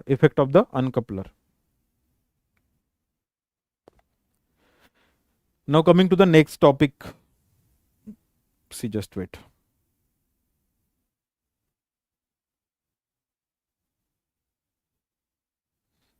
See this, a patient on isoniazid therapy for tuberculosis, INH therapy for tuberculosis, develops peripheral neuropathy and anemia. That is, particularly anemia is microcytic hypochromic anemia. There is neuropathy. The drug interferes with the metabolite of which vitamin? Is coenzyme. Which vitamin is affected in INH therapy? This is well-known question. This also belongs to pharmacology question. The pyridoxal phosphate. There is formation of hydrazone compound with pyridoxal phosphate, INH, inactivates this pyridoxine. So pyridoxine deficiency is there in the INH therapy. Pyridoxine deficiency, as it is involved for it is required for multiple. This is the must know. Vitamin B1 thiamine, vitamin B3 niacin, and this pyridoxine, B12 and the folic acid, they are very, very important for the FMGE examination. Pyridoxal phosphate deficiency causes the neuropathy and anemia. That is the sideroblastic anemia, that is microcytic hypochromic anemia, that is with the basophilic stippling is there. And the neuropathy is there because pyridoxine is important in the neurological synthesis of neurotransmitter. Pyridoxine is important in the transamination reaction, it is important in the transsulfuration reaction, it is important in the decarboxylation and synthesis of neurotransmitter, it is important in the heme synthesis pathway. So it has wide variety of functions. So deficiency causes neuropathy and anemia, pyridoxine deficiency. Thiamine deficiency, see, pyridoxine deficiency, pyridoxal phosphate, PLP, pyridoxal phosphate, PLP, it is required for transamination reaction, it is required for the transsulfuration reaction, that is cystathionine beta synthase, transsulfuration reaction, that is cystathionine beta synthase and cystathioninase reaction. Then it is required for the decarboxylation, this is very, very important, decarboxylation and synthesis of neurotransmitter synthesis. For example, glutamate is converted into GABA, 5-hydroxytryptophan is converted into serotonin, tyrosine is converted into tyramine. Various neurotransmitters, they are produced by the decarboxylation reaction. That's why deficiency causes the neuropathy. It is required for the ALA synthase. So it is important for the heme synthesis, it is required, heme synthesis it is required, ALA synthase reaction. Also the 80% of the muscle pyridoxal phosphate, it is required for the glycogen phosphorylase enzyme, phosphorylase enzyme. So it has wide variety of function in our body. Deficiency causes neuropathy and anemia. INH therapy causes inactivates the pyridoxal phosphate. It forms the hydrazone compound and inactivates the pyridoxine. So INH therapy causes the deficiency of pyridoxine. Biotin deficiency is there when we consume the raw eggs. When we consume the raw egg, thymine is connected with the beriberi, riboflavin is connected with the angular stomatitis, chillosis, glossitis. Folic acid is connected with megaloblastic anemia and excretion of figlu in the urine. Farm-aminoglutamic acid excretion in the urine. Deficiency of which vitamin leads to impaired gamma carboxylation of glutamate residue in the clotting factor. So itself clotting factor is a clue here. So answer is vitamin K. Answer is vitamin K. Vitamin K is required for the post translational gamma carboxylation. Post translational gamma carboxylation of clotting factor. Comment the name of the clotting factor which requires vitamin K. ये आप लोग comment में डालो. Post translational gamma carboxylation. I will explain the mechanism. See, this is glutamate in the peptide chain. This is NH.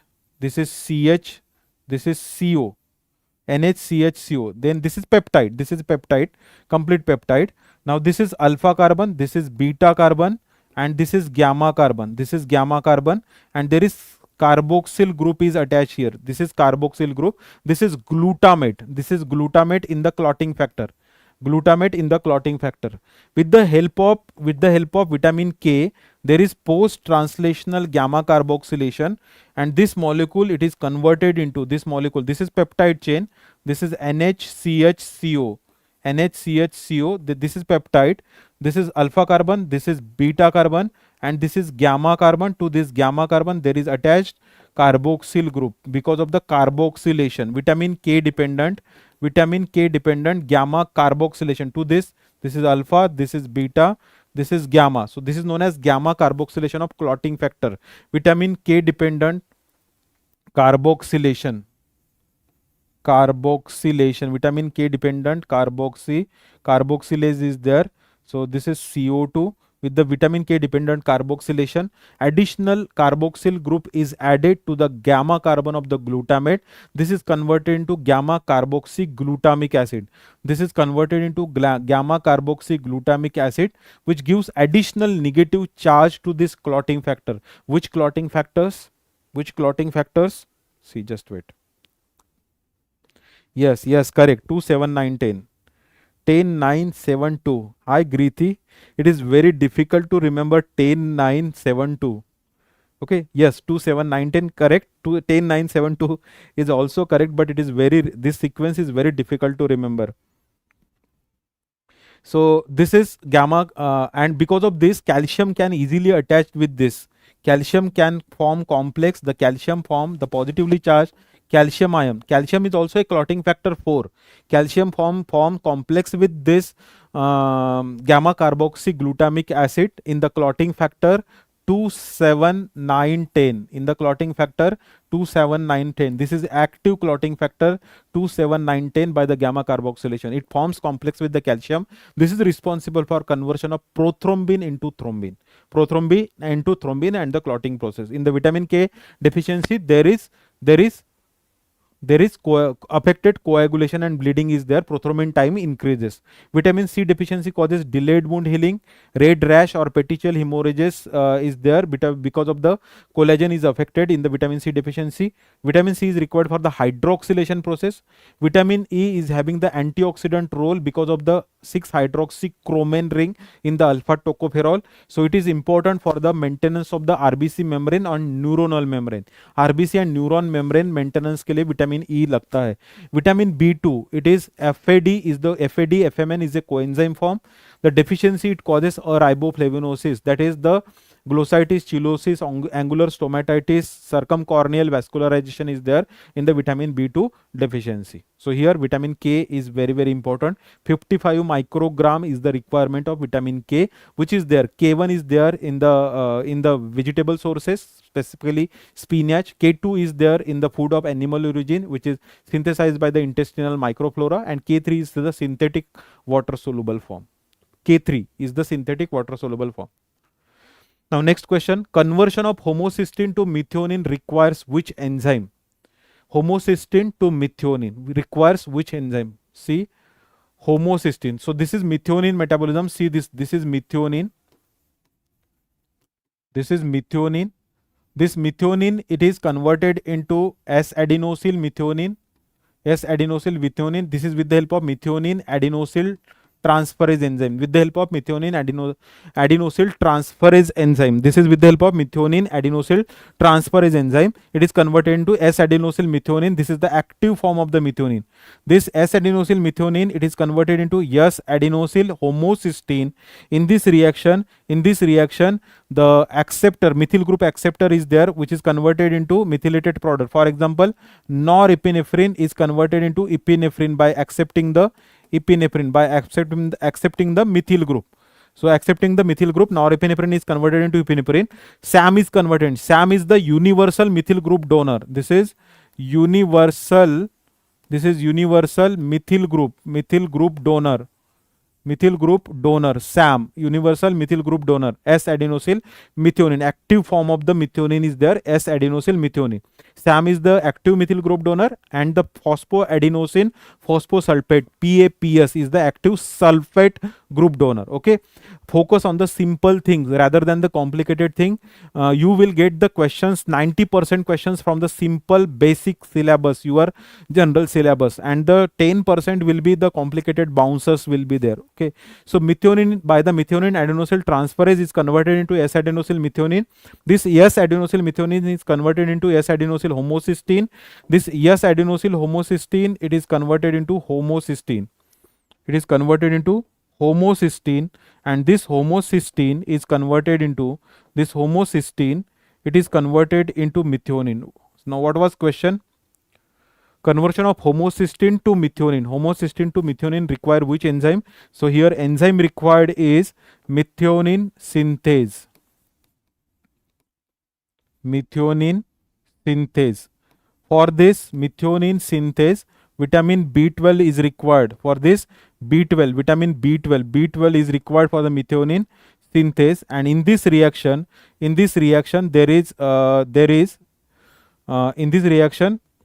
there is conversion of methyl tetrahydrofolate. Methyl tetrahydrofolate is converted into tetrahydrofolate. So this is B12 as well as folic acid dependent reaction. B12 as well as folic acid dependent reaction. So answer is methionine. Answer is methionine synthase. This is the answer, methionine synthase. Cystathionine beta synthase is required for the conversion of homocysteine into cystathionine. The next step, homocysteine to cystathionine synthesis, this is required. This is defective in the homocysteine urea. Homogentisate oxidase, it is required for the tyrosine metabolism. Homogentisic acid is converted into mallyl acetoacetate. Defect causes alkaptone urea. And phenylalanine hydroxylase defect causes phenyl ketone urea. So methionine synthase, it is B12 dependent reaction. If there is B12 deficiency, it also trap the folate as methyl tetrahydrofolate, and this reaction, it is known as folate trap. It is known as folate trap. In B12 deficiency, this folate is trapped as methyl tetrahydrofolate, and this is known as functional folate trap.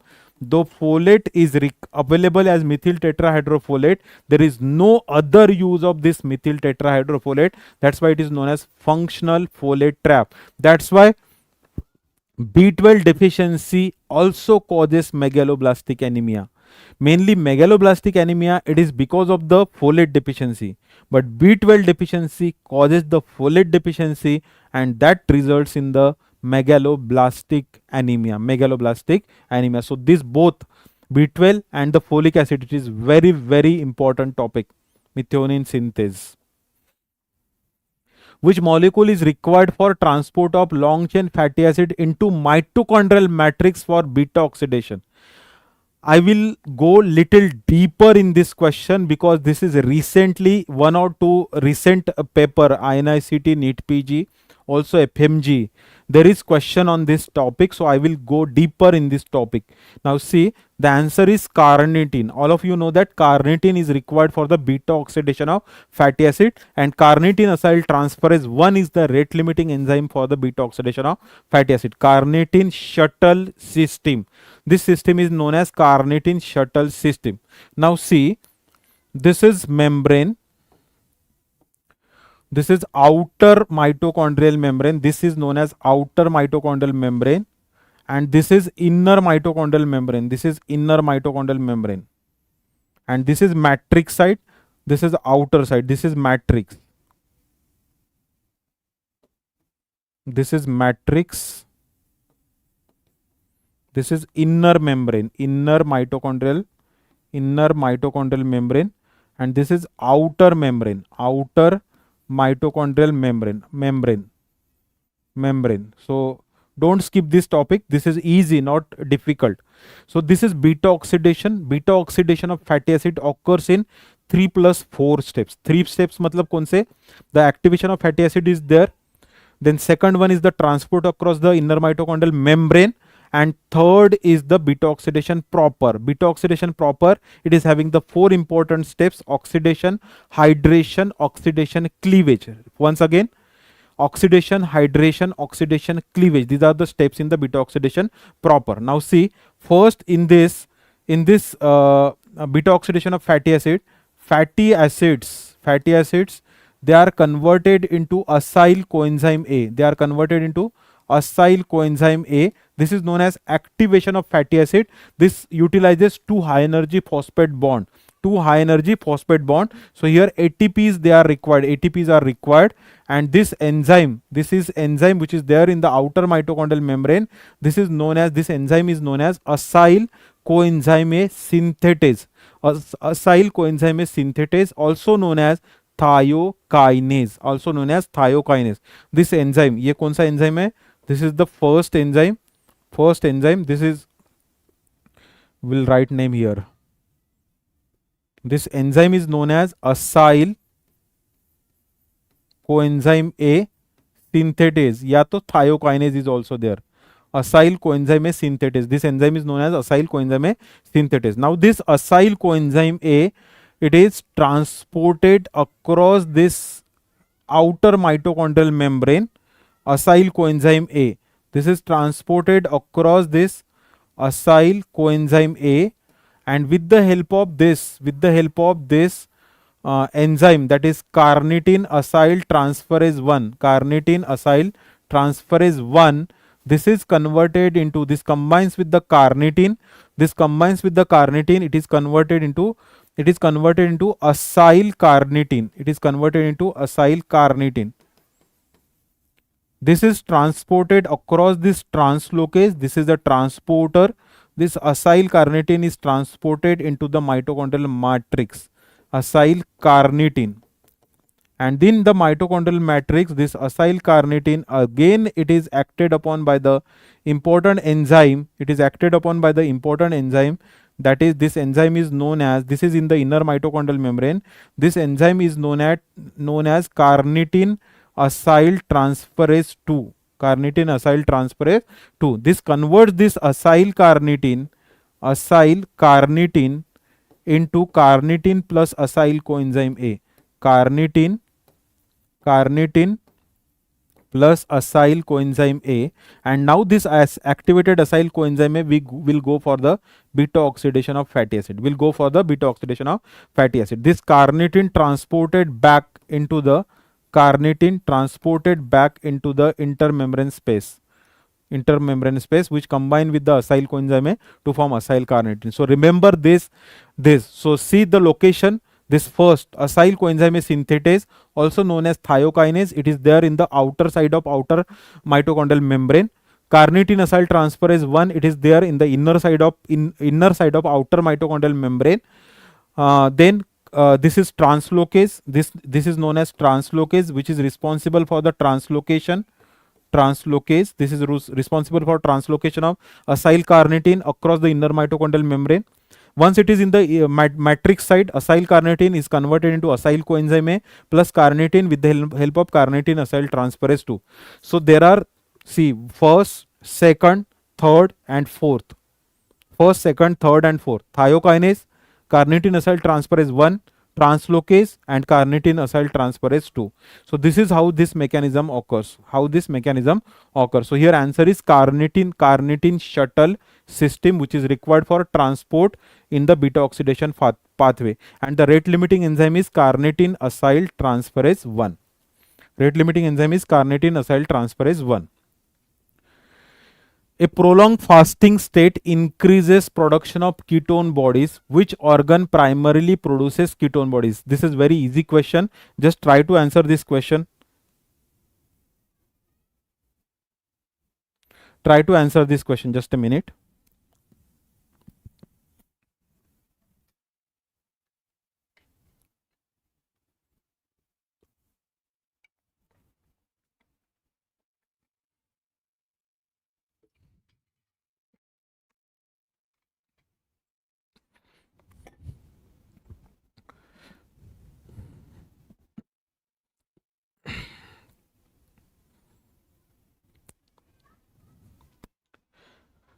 Yes, correct. Liver. Liver produces ketone body, and liver can't utilize this ketone body. Why?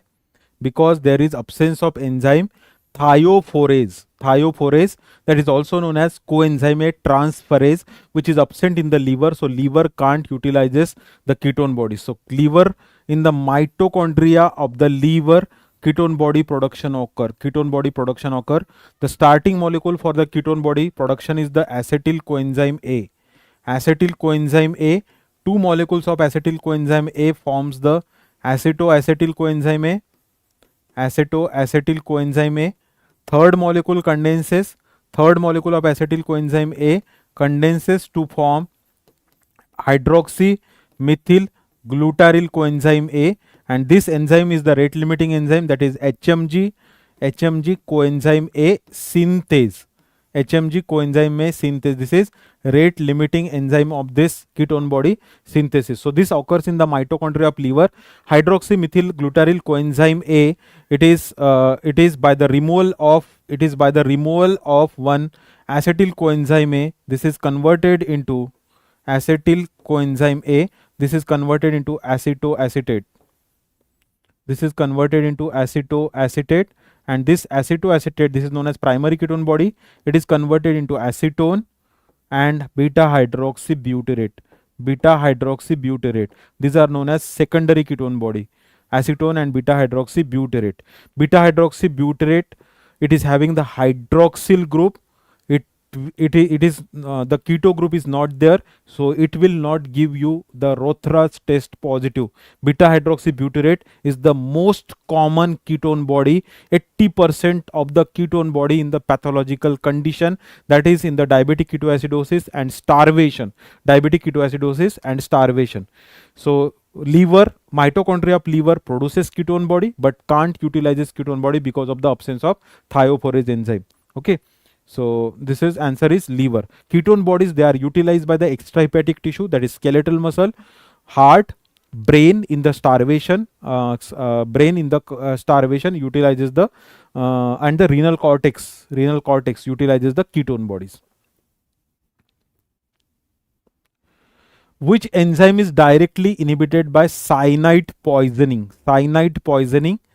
Carbon monoxide poisoning. So CO poisoning, the carbon monoxide, the hydrogen sulfide, cyanide, and the azide. These are the gases. These inhibit the complex 4 of electron transport chain. Complex 4, that is cytochrome C oxidase. Cytochrome C oxidase. So here answer is cytochrome C oxidase. This is answer.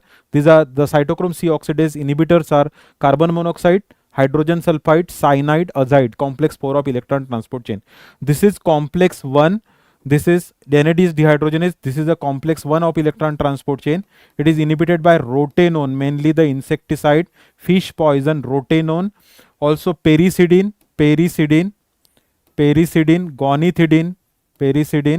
gonithidine inhibits also the barbiturate,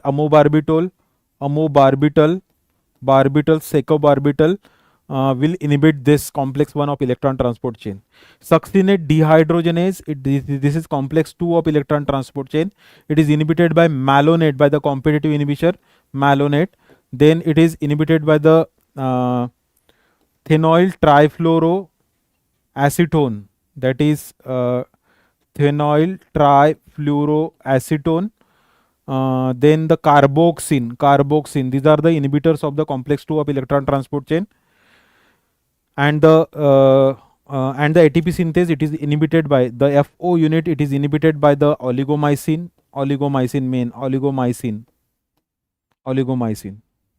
FO unit, oligomycin, and the orovertin is there.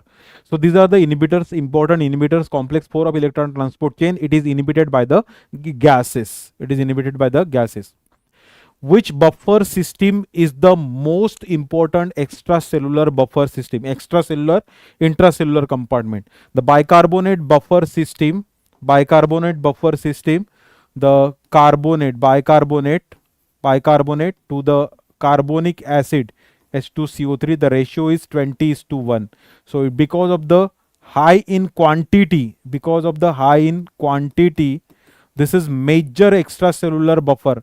Major bicarbonate buffer is the major extracellular buffer, and this numerator and denominator, they are controlled by the mainly kidneys, renal mechanism, they are controlled. Also the lungs will control the carbonic acid, renal mechanism will control the bicarbonate. So they are under the physiological control, and because of the alkali reserve, that is known as quantity, that is alkali reserve, the quantity of bicarbonate, that is 22 to 28 millimole per liter, in comparison with carbonic acid, that is 1.2 millimole, 1.2.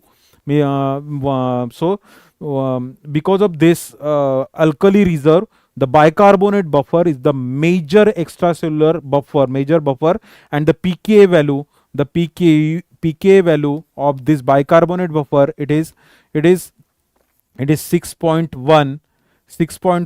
So it is important buffer in the extracellular fluid. While phosphate buffer, it is mainly intracellular, major intracellular buffer. Albumin act as a buffer, and the histidine of the hemoglobin act as a buffer. So bicarbonate buffer is the major buffer because of the alkali reserve, because of the concentration of bicarbonate and under physiological control. These parameters, according to the Henderson-Hasselbalch equation, they are under the physiological control. Which amino acid is exclusively ketogenic? The answer is, remember, so this the answer is leucine followed by the lysine. Remember, leucine followed by the lysine, exclusively ketogenic amino acid. And this isoleucine, phenylalanine, and the tyrosine, these are both glucogenic and ketogenic amino acid. In this classification, just remember the ketogenic amino acid, that is leucine followed by the lysine, exclusively ketogenic. Both ketogenic and glucogenic, that includes aromatic, all three aromatic: phenylalanine, tyrosine, tryptophan, and isoleucine. These are both glucogenic and ketogenic amino acid, and rest of the amino acids, they are glucogenic in nature. Also remember the non-polar amino acids. So non-polar amino acid, that includes non-polar amino acids. See, aromatic, all three, that includes phenylalanine, tryptophan. Then the branched one, that includes valine, isoleucine, leucine. Then the simple amino acid alanine, Then the sulfur containing amino acid methionine, and amino acid proline. These amino acids are non-polar amino acid. The aromatic, all three branched amino acid, simple amino acid alanine, sulfur containing methionine, and the amino acid proline. These are the non-polar amino acids. So this is ketogenic, glucogenic. Means according to their metabolic fate, they are classified as glucogenic, ketogenic, and both. Then according to their solubility, they are classified as polar and non-polar. So remaining amino acids, they belongs to polar, mainly includes the charged and uncharged. Charged includes the acidic and the basic amino acid. Rest of the amino acids are uncharged polar. Uncharged polar. Okay. So this is exclusively ketogenic is leucine. Exclusively ketogenic is leucine. Okay. Now see, lead poisoning interfere with heme synthesis by inhibiting which two enzyme? The first enzyme and the last enzyme. First and last enzyme. First enzyme in the heme synthesis is ALA synthase. Not first and last. It is ALA dehydratase. Just wait. It is ALA dehydratase and the ferrochelatase. ALA dehydratase and ferrochelatase. See, this is in short pathway. This is in short pathway. This is succinyl coenzyme A. Succinyl coenzyme A plus glycine. Succinyl coenzyme A plus glycine form delta amino leulinic acid. With the help of ALA synthase, this ALA, two molecules of ALA will form parfobilinogen. Two molecules of ALA will form parfobilinogen. Four molecules of parfobilinogen will form hydroxymethylbilane. Hydroxymethylbilane.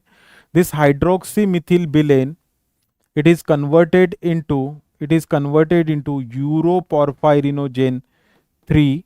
This uroporphyrinogen 3, it is converted into coproporphyrinogen 3.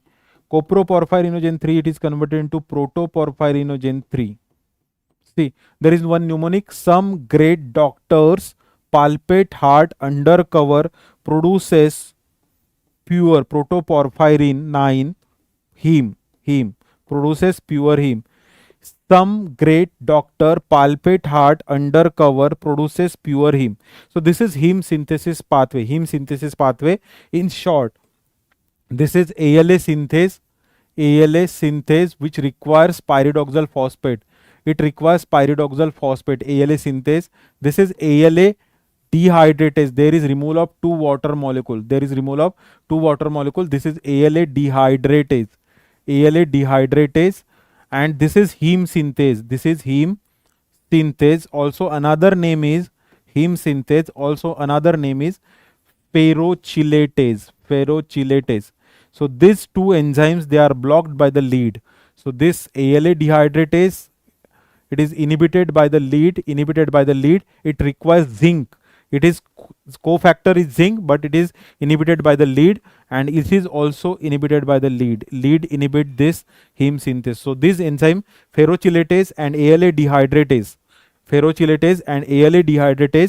they inhibit the heme synthesis, and this causes the anemia that is known as microcytic hypochromic anemia. Lead poisoning, stippling is there, basophilic stippling is there. Now mark the correct, which DNA repair mechanism correct. Mark the correct. अच्छा, mark the correct नहीं है, यहाँ पे कोई sequence नहीं दिया है. See, which DNA repair mechanism correct thymine dimer caused by ultraviolet radiation regarding the characteristic of the disease. See, simple है. So this is the ultraviolet radiation. It causes thymine dimer covalent cross-linking formation. There is the cyclobutane ring between two adjacent thymine residue. Because of this thymine dimer formation, there is the disease that is known as xeroderma pigmentosum. The disease is known as xeroderma pigmentosum. The defective repair mechanism, it is known as the nucleotide excision repair. Nucleotide excision repair defect causes xeroderma pigmentosum. In this xeroderma pigmentosum, there is thymine dimer formation.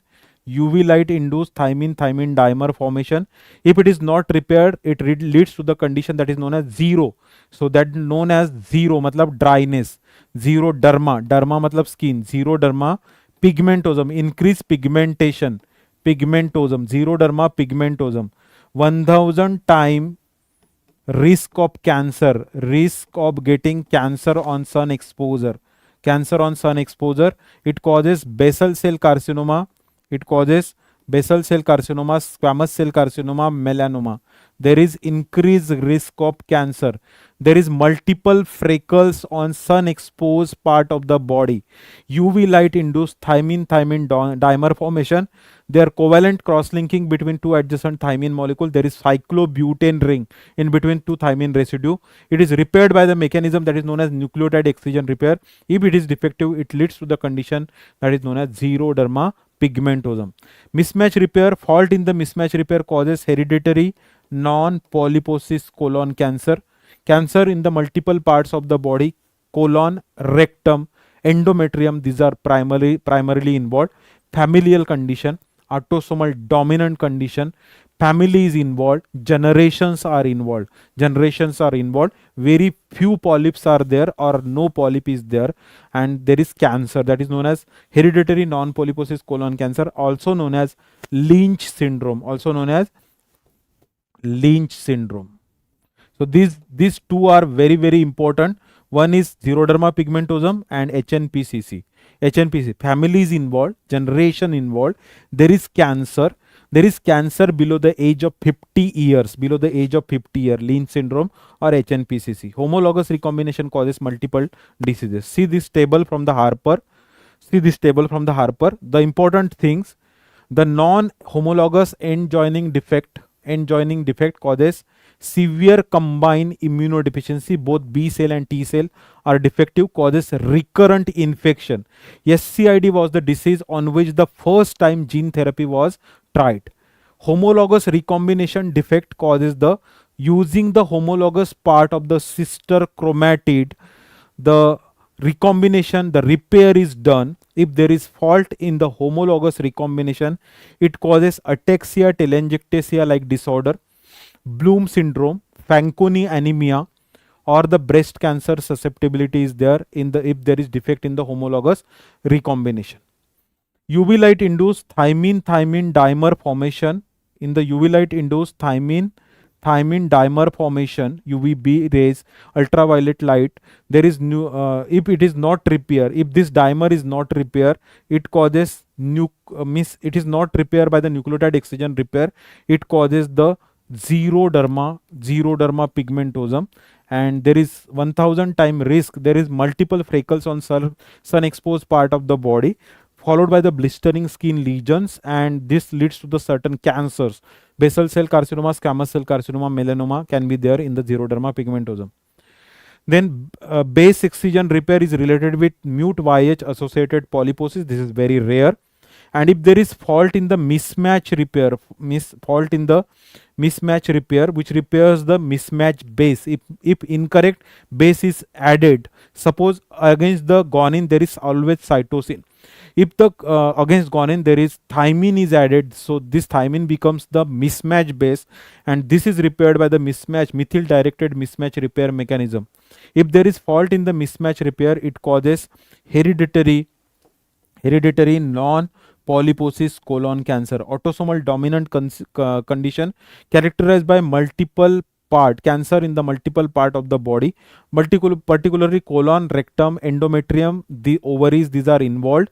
Familial condition, family is involved, the generations are involved, at least 2 generation, 3 family members, one should below the age of 50 years in the diagnostic criteria of the HNPCC.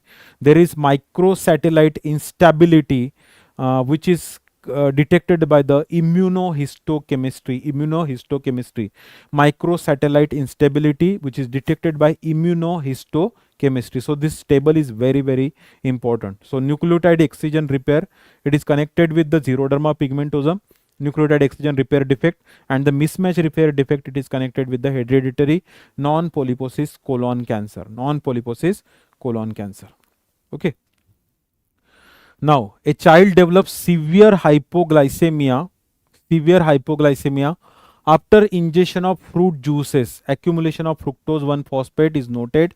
Which enzyme is deficient? So this is hereditary fructose intolerance due to the defect in the aldolase B. Due to the defect in the aldolase B, this is the pathway in which the fructose it is converted into fructose 1 phosphate by the fructokinase, and fructose 1 phosphate it is cleaved into dihydroxyacetone phosphate and glyceraldehyde. It is converted into dihydroxyacetone phosphate and glyceraldehyde.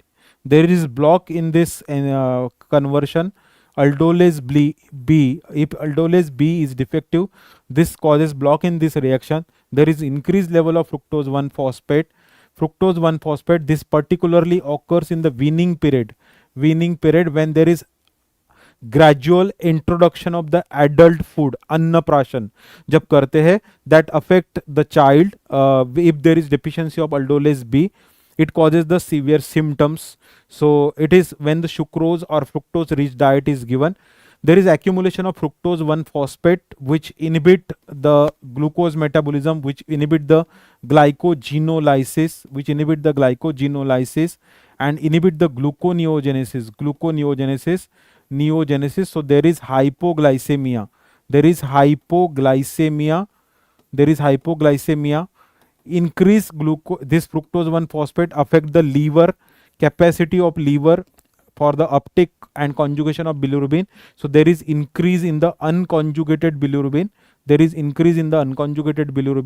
Hepatomegaly is there, hypoglycemia is there in the aldolase B defect. On when we take the sucrose rich diet, fructose rich diet, that causes hereditary fructose intolerance. Answer is aldolase B defect. The pentose phosphate pathway primarily generates which two important products? It is well-known pathway, the HMP shunt, hexose monophosphate shunt, or also known as pentose phosphate pathway. HMP shunt, the another name is hexose monophosphate shunt, HMP shunt. It is particularly for the synthesis of NADPH and ribose 5-phosphate. There is zero ATP production in this pathway. So pentose phosphate pathway, the phosphogluconate pathway, the importance is for the generation of NADPH, which is required for the cholesterol synthesis, steroid synthesis, fatty acid synthesis. It is required for the generation of reduced glutathione. So it is important in the maintaining the RBC membrane integrity.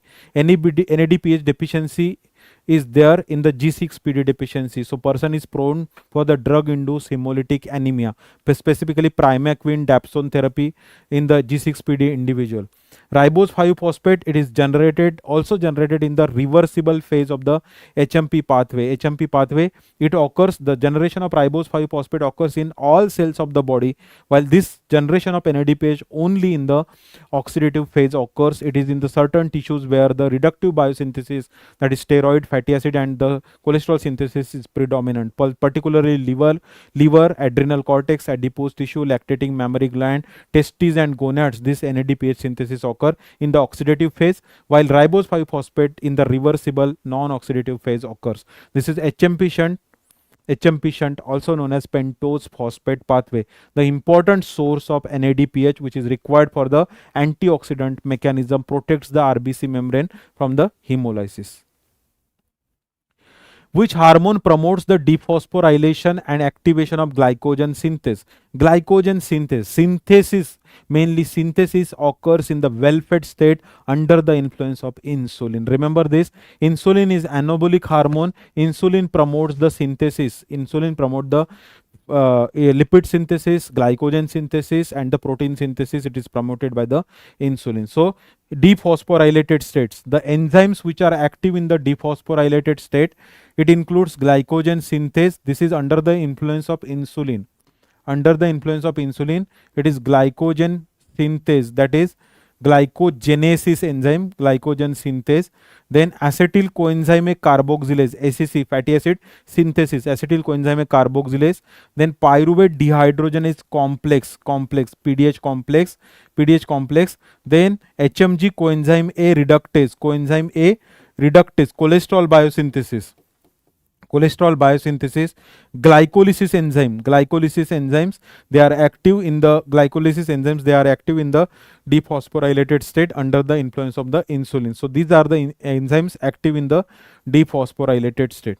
While in the phosphorylated state, glycogen phosphorylase is there, phosphorylase kinase is there, the HMG coenzyme reductase kinase is there. These are the enzymes, and the hormone sensitive lipase, it is active in the phosphorylated state. So these are enzymes which are active in the dephosphorylated state of the enzyme. A 3-month-old infant present with vomiting, lethargy, seizure, and a characteristic maple syrup odor. Characteristic maple syrup odor of the urine. Which enzyme complex is deficient in this condition?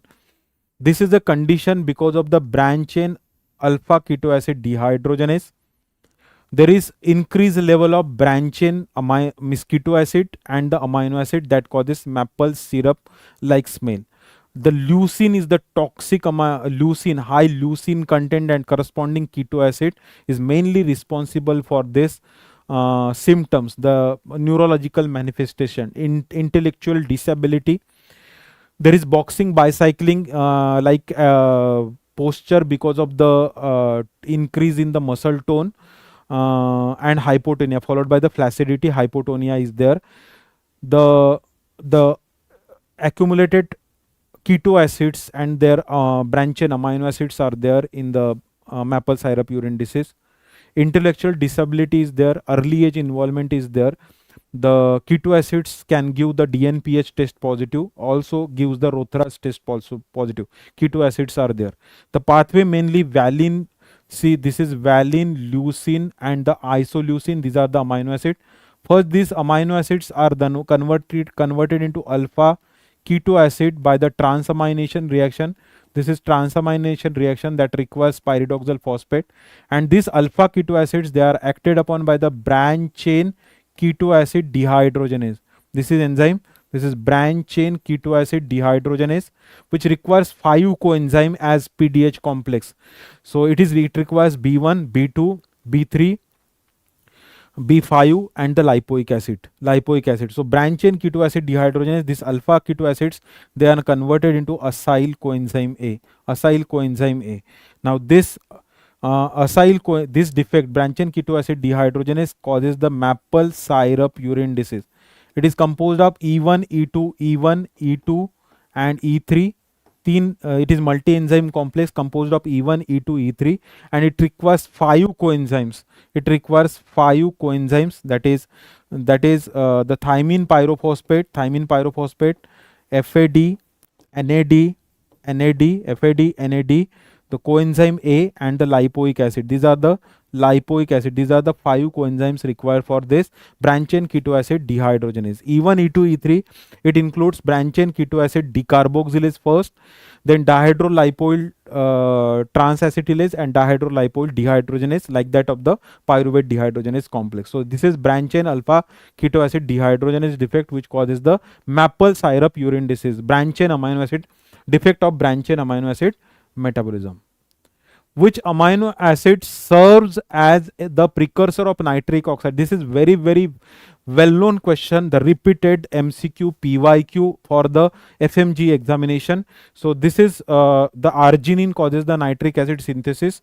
See here, arginine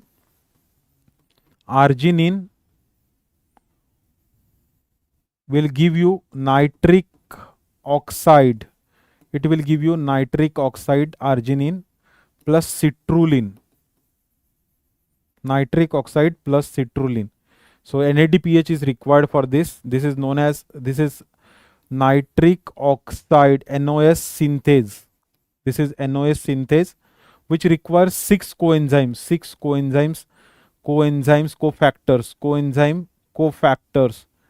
cofactors are required for this.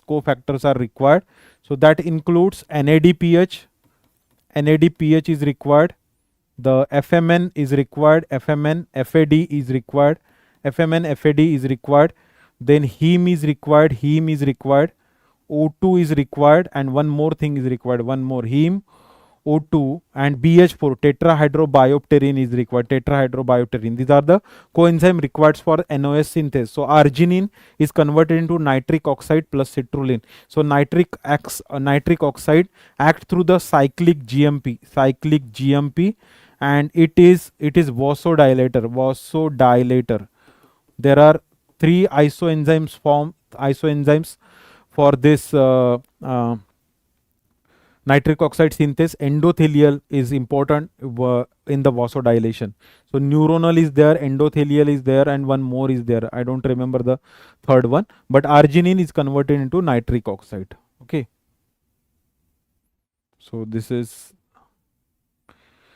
which compound is allosteric activator of carbamyl phosphate synthetase 1 in the urea cycle? This is a regulatory enzyme of urea cycle, that is CPS1, which is activated by N-acetyl glutamate. The N-acetyl glutamate synthesis is promoted by the arginine. Remember, NAG is the allosteric activator. This is the two important compound, NH4 ions and the CO2. This is toxic compounds. They are detoxified in the urea cycle. It is converted into carbamyl. Phosphate with the help of enzyme CPS1, carbamyl phosphate synthetase 1, and the N-acetyl glutamate act as a activator. This is a positive activator, allosteric activator of CPS1. The NAG synthesis, it is promoted by the arginine. Arginine promotes the N-acetyl glutamate synthesis from the acetyl coenzyme A and the glutamate. Arginine promote the NAG synthesis, but the direct activator, the allosteric activator of CPS1 is the N-acetyl glutamate. The first step of the urea cycle. Which enzyme is inhibited by methotrexate in the cancer chemotherapy? So this is overlapping question between the two topic. One, this methotrexate is the competitive inhibitor of the dihydrofolate reductase. This is the first question. Then this is gene amplification. You have to increase the dose of methotrexate after prolonged therapy, because this dihydrofolate reductase gene is amplified, then making the copies of the gene, that is known as gene amplification. So dihydrofolate reductase, it is inhibited. So this is the conversion. This folic acid, it is converted into dihydrofolic acid, and this dihydrofolic acid is converted into tetrahydrofolate, that is tetrahydrofolic acid. The name of the enzyme is dihydrofolate reductase. This methotrexate, it is a competitive inhibitor. This is competitive inhibitor.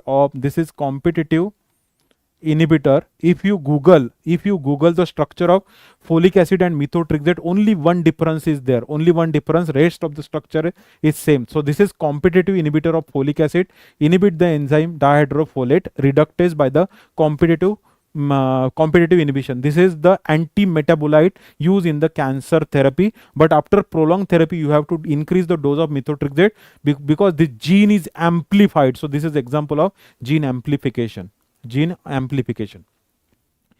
Which RNA polymerase synthesizes mRNA in eukaryotic cell? It is RNA polymerase 2. So now remember all other. RNA polymerase 1 synthesizes the ribosomal RNA. It synthesizes ribosomal RNA, that is 28S ribosomal RNA, then 18S ribosomal RNA, and 5.8S ribosomal RNA. RNA polymerase 2, it is important for the synthesis of the mRNA.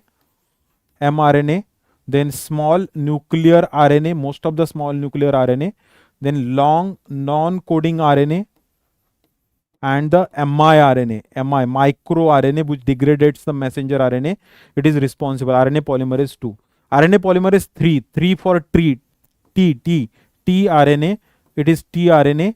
And the 5S ribosomal RNA, rRNA, 5S ribosomal RNA, this RNA polymerase 3. One more important question from this topic, that is sensitivity to alpha amanitin.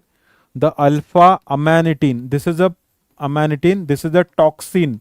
This is a toxin from the mushroom. Phylloids. This inhibit the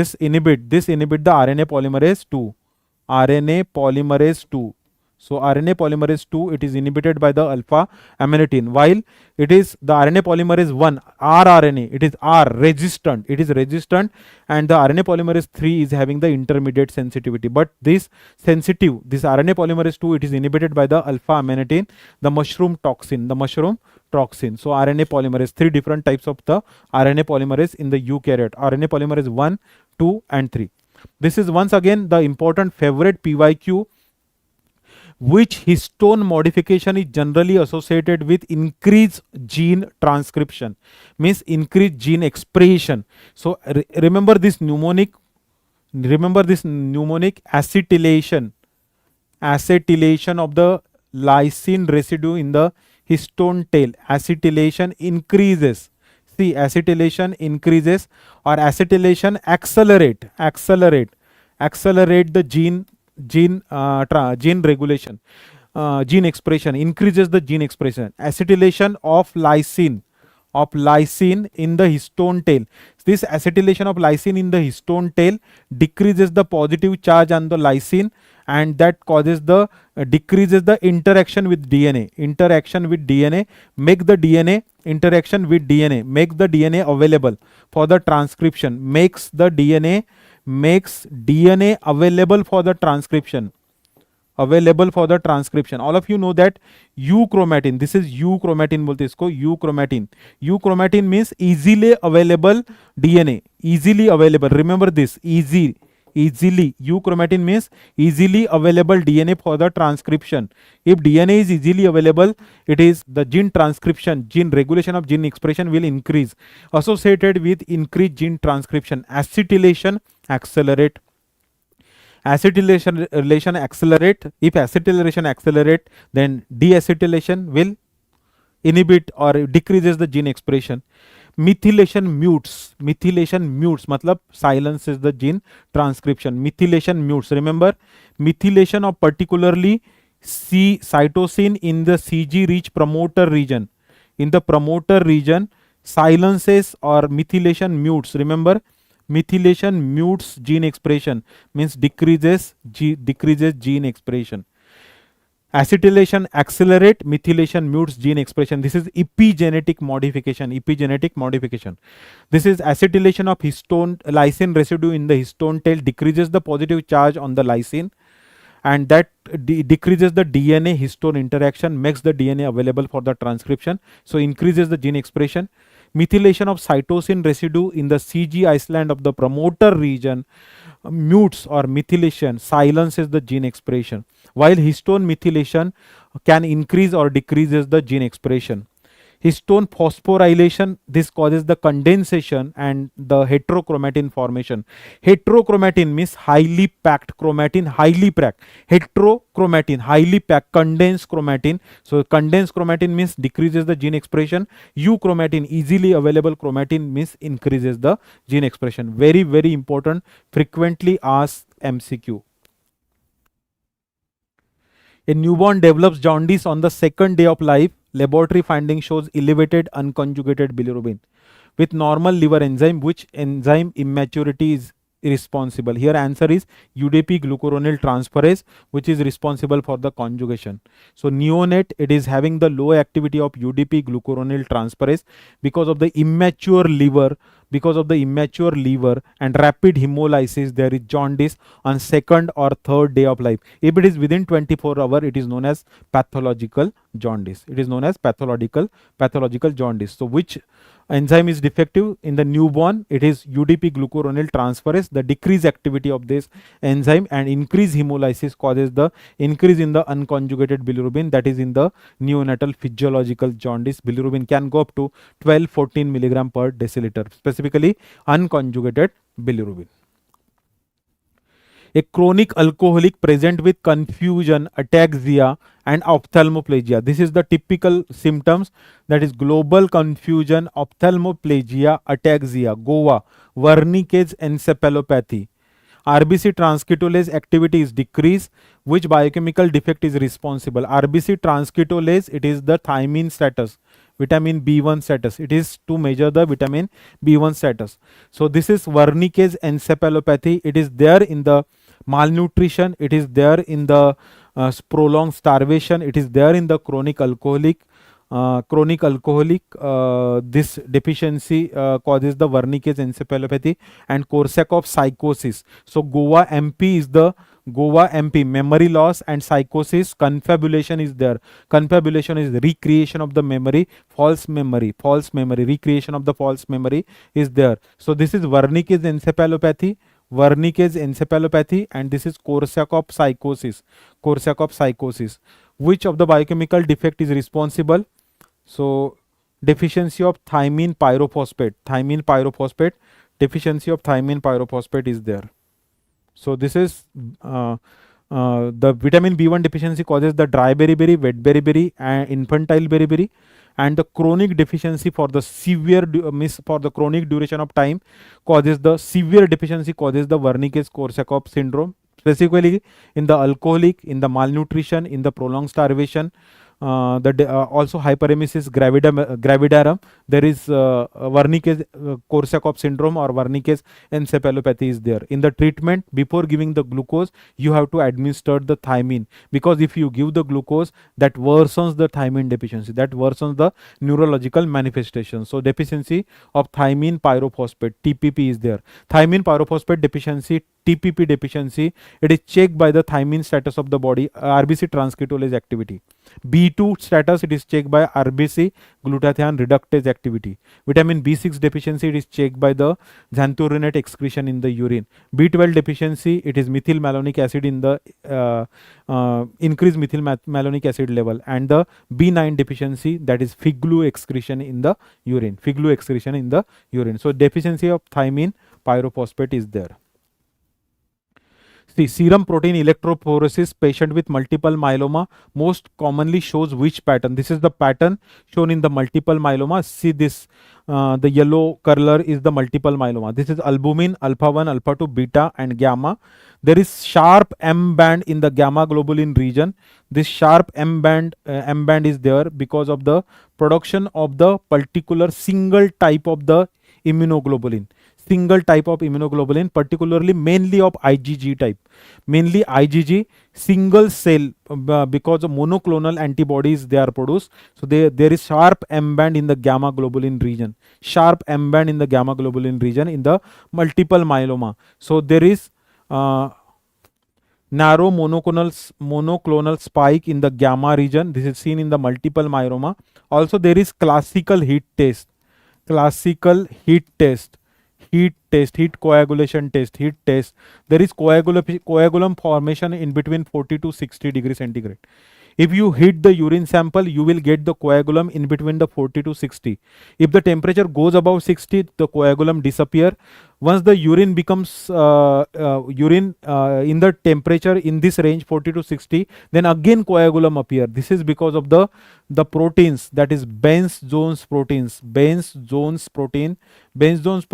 the urine, light chain protein excretion of light chain protein in the urine, that is known as Benz-Jones proteins in the urine. Multiple myeloma, it is a plasma cell tumor characterized by the lytic lesions on the bone, excretion of Benz-Jones protein in the urine. Serum electrophoresis shows the prominent M band, it shows prominent M band in the gamma globulin region, in the multiple myeloma. Okay. So that is multiple myeloma. M spike is there, specifically IgG type. Single type of antibodies they are produced in the multiple myeloma. So in the cirrhosis of liver, there is decreased albumin and the beta gamma bridging may be there. Nephrotic syndrome, there is alpha 2 prominent band is there in the nephrotic syndrome. Which enzyme catalyzes the rate limiting step in the fatty acid synthesis? This is the multifunctional, multi-enzyme complex, that is the acetyl coenzyme A carboxylase. This is also a multi-enzyme complex. This is also a multi-enzyme complex. It is composed of E1, E2, that is biotin, biotin carboxylase and carboxyl transferase is there. Along with there is biotin carrier protein and biotin is required. This requires ABC, ATP, biotin and CO2. They are required for this acetyl coenzyme A carboxylase, the rate limiting step of the fatty acid synthesis, which converts acetyl coenzyme A into malonyl coenzyme A. Two enzymes, biotin carboxylase and carboxyl transferase is there. Biotin carrier protein and biotin is there. So it requires ABC, ATP, biotin and CO2. It is required for conversion of acetyl coenzyme A 2 carbon fragment into malonyl coenzyme A, that is 3 carbon fragment. Malonyl coenzyme A. This is acetyl coenzyme A carboxylase. ATP, biotin and CO2. Biotin, vitamin B7, biotin and CO2 it is required for this reaction. Acetyl coenzyme A carboxylase. This is also a multi-enzyme complex. Fatty acid synthase complex. This is also a multi-enzyme complex. 6 plus 6 enzyme 1 protein is there, or the 7 enzyme 1 protein is there. Which hormone activates hormone sensitive lipase in the adipose tissue? Hormone sensitive lipase, the degradation of the triacyl glycerol, it is done by the glucagon. It is done by the glucagon and the fasting state. It is the fasting state. The triacyl glycerol, it is acted upon by the hormone sensitive lipase. It is converted through the steps. It is converted into free fatty acid plus glycerol. It is converted into free fatty acid plus glycerol. This is in presence of the glucagon. This is activated in presence of the glucagon by the phosphorylation glucagon. Then it activated in the fasting condition.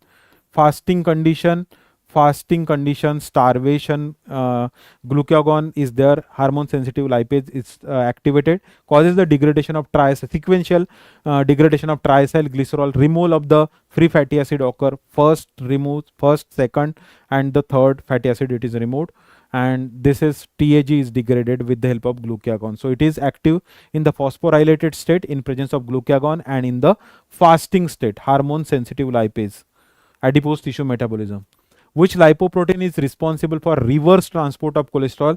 See, HDL, all of you know that HDL, it is responsible for the reverse transport of cholesterol. It is from the peripheral tissues to the liver. This is with the help of lecithin cholesterol acyl transferase enzyme. This is with the help of ApoA1. ApoA1 activates the lecithin cholesterol acyl transferase enzyme. There are various transporters which are required for this transport. This is from the peripheral tissue.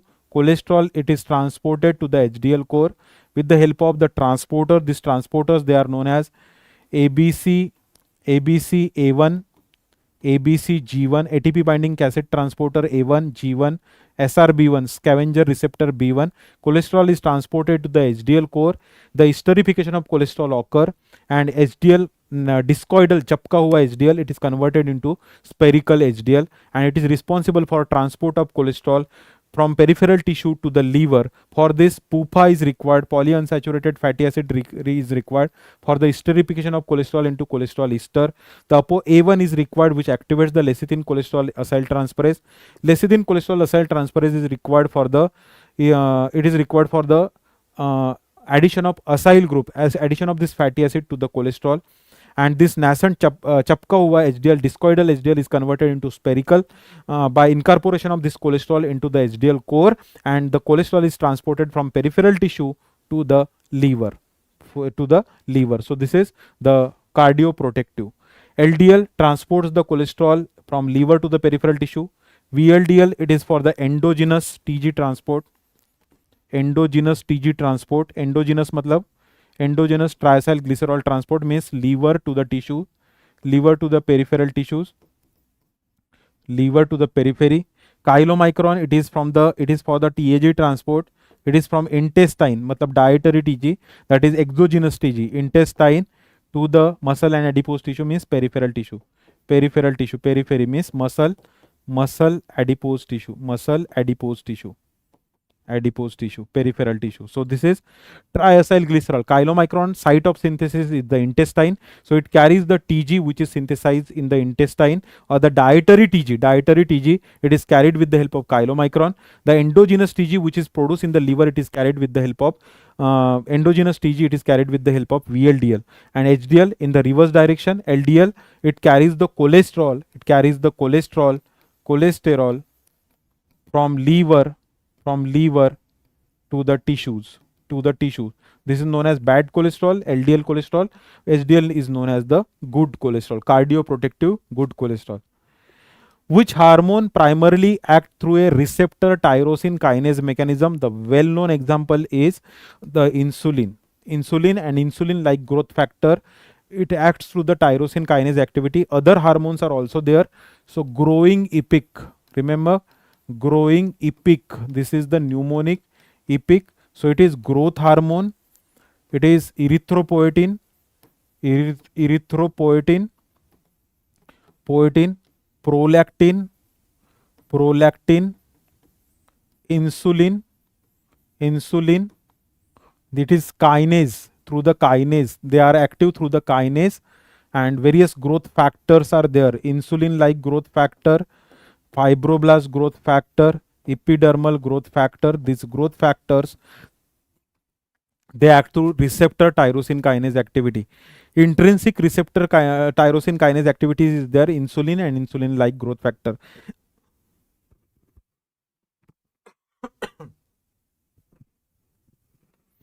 Intrinsic tyrosine kinase activity is there in insulin and insulin like growth factor. This glucagon, epinephrine, ACTH, these act through the cyclic AMP, act through the cyclic AMP. Which trace element is required for the thyroid hormone synthesis? All of you know that iodine deficiency causes the goiter. Iodine is required for the, iodine is the important, iodine is the mineral which is required for the synthesis of the thyroid hormone. The amino acid which is required is the tyrosine. कौन सा amino acid लगता है? Tyrosine. Tyrosine amino acid is required. For first, the iodide trapping of the iodide occur. This iodide trapping of the iodide occur. This iodide, it is converted into iodine. Iodide, it is converted into iodine, and then tyrosine residue of the thyroglobulin. This is thyroglobulin. There is tyrosine. These are the tyrosine residue of the thyroglobulin. To this tyrosine residue, this is tyrosine residue. To this tyrosine, the iodine is attached. Iodine is attached to form the monoiodotyrosine. Monoiodo. This is monoiodotyrosine, and this is diiodotyrosine, and then coupling occur. This diiodotyrosine combines with the monoiodotyrosine to form T3, and the two molecules of diiodotyrosine will form the T4, thyroxine. So this is the tyrosine is required and the iodine is required for the synthesis of the thyroid hormone. A patient present with metabolic acidosis, laboratory values shows pH 7.25. Decreased bicarbonate and elevated anion gap. Which of the following condition most commonly causes high anion gap metabolic acidosis? So all of you know that diabetic ketoacidosis is the important cause of high anion gap metabolic acidosis. All of you know this high anion gap metabolic acidosis. The causes, the mnemonic is there. The very famous mnemonic is there. That is mud piles. Very famous mnemonic for the high anion gap metabolic acidosis. So remember these mud piles causes. So it is methanol poisoning. This is uremia. This is uremia, means renal failure. Failure is there. Then diabetic ketoacidosis, propylene glycol poisoning, also paraldehyde poisoning. Then INH therapy, isoniazide therapy, iron overdose. Then lactic acidosis, ethylene glycol poisoning, and the salicylate, aspirin, salicylate poisoning. These are the causes of high anion gap metabolic acidosis. Renal failure, diabetic ketoacidosis, lactic acidosis, INH iron therapy. These are the important. Also ethylene glycol or propylene glycol poisoning. These are the important causes of high anion gap metabolic acidosis. Increased anion gap is there. The exception, the normal anion gap metabolic acidosis is there in the diarrhea, renal tubular acidosis, and the gastrointestinal fistula. That is normal anion gap. So this is high anion gap. Then the normal anion gap metabolic acidosis is there in the diarrhea. Remember this important one, diarrhea, and the renal tubular acidosis 1, 2 ka 4. 1, 2, 4. Renal tubular acidosis 1, 2 का 4. Also the gastrointestinal fistula. Also the gastrointestinal GI fistula, ureterosigmoidostomy, gastrointestinal fistula that causes the normal anion gap metabolic acidosis. So these are the very important causes, must know causes of the metabolic acidosis. During the prolonged starvation, which tissue continues to require glucose as a primary fuel source? Remember, during the prolonged starvation bola hai. Now it is prolonged starvation. You may get confused with the brain here. Brain utilizes after 3 days of starvation. Brain 70% energy source is the ketone bodies. Energy source is the ketone body. RBC utilizes only glucose. RBC renal medulla. RBC renal medulla, cornea lens, these tissue increases glucose. RBC lacks mitochondria, it is completely dependent on the glucose in every stage of the starve-feed cycle, whether it is the well-fed state, fasting, starvation or prolonged starvation. RBC utilizes only glucose, it lacks mitochondria. Brain utilizes 70% ketone body in the after 3 days of starvation. Okay, skeletal muscle muscle mainly utilizes the free fatty acid in the prolonged starvation. Free fatty acid in the starvation. Which LDH isoenzyme is predominantly elevated in the myocardial infarction? This is LDH1. This is LDH1. Normally LDH2 is more than LDH1 in normal condition. This is normal condition, but in the MI the flipped pattern is there. This pattern is flipped, that is known as flipped pattern of LDH. This is in the myocardial infarction. LDH1 is more than the LDH2. LDH1 is more than LDH2. So because it is distributed in LDH1 is distributed in the heart, the LDH1 concentration increases in the myocardial infarction, while 4 and 5 concentration increases in the liver and muscle disorder. Which mutation in beta globin gene leads to the sickle cell anemia? It is a point mutation. It is partially acceptable point mutation. It is partially acceptable missense point mutation. It is transversion type of point mutation. So here GAG, it is converted into GUG. So transversion type of point mutation. It is partially acceptable missense point mutation. Change in the codon changes the amino acid. Change in the nucleotide causes the change in the amino acid, and it is partially acceptable with the life, partially compatible with life. That's why it is known as partially acceptable missense point mutation. In this mutation, glutamate is replaced by the valine at the 6th position of the beta chain.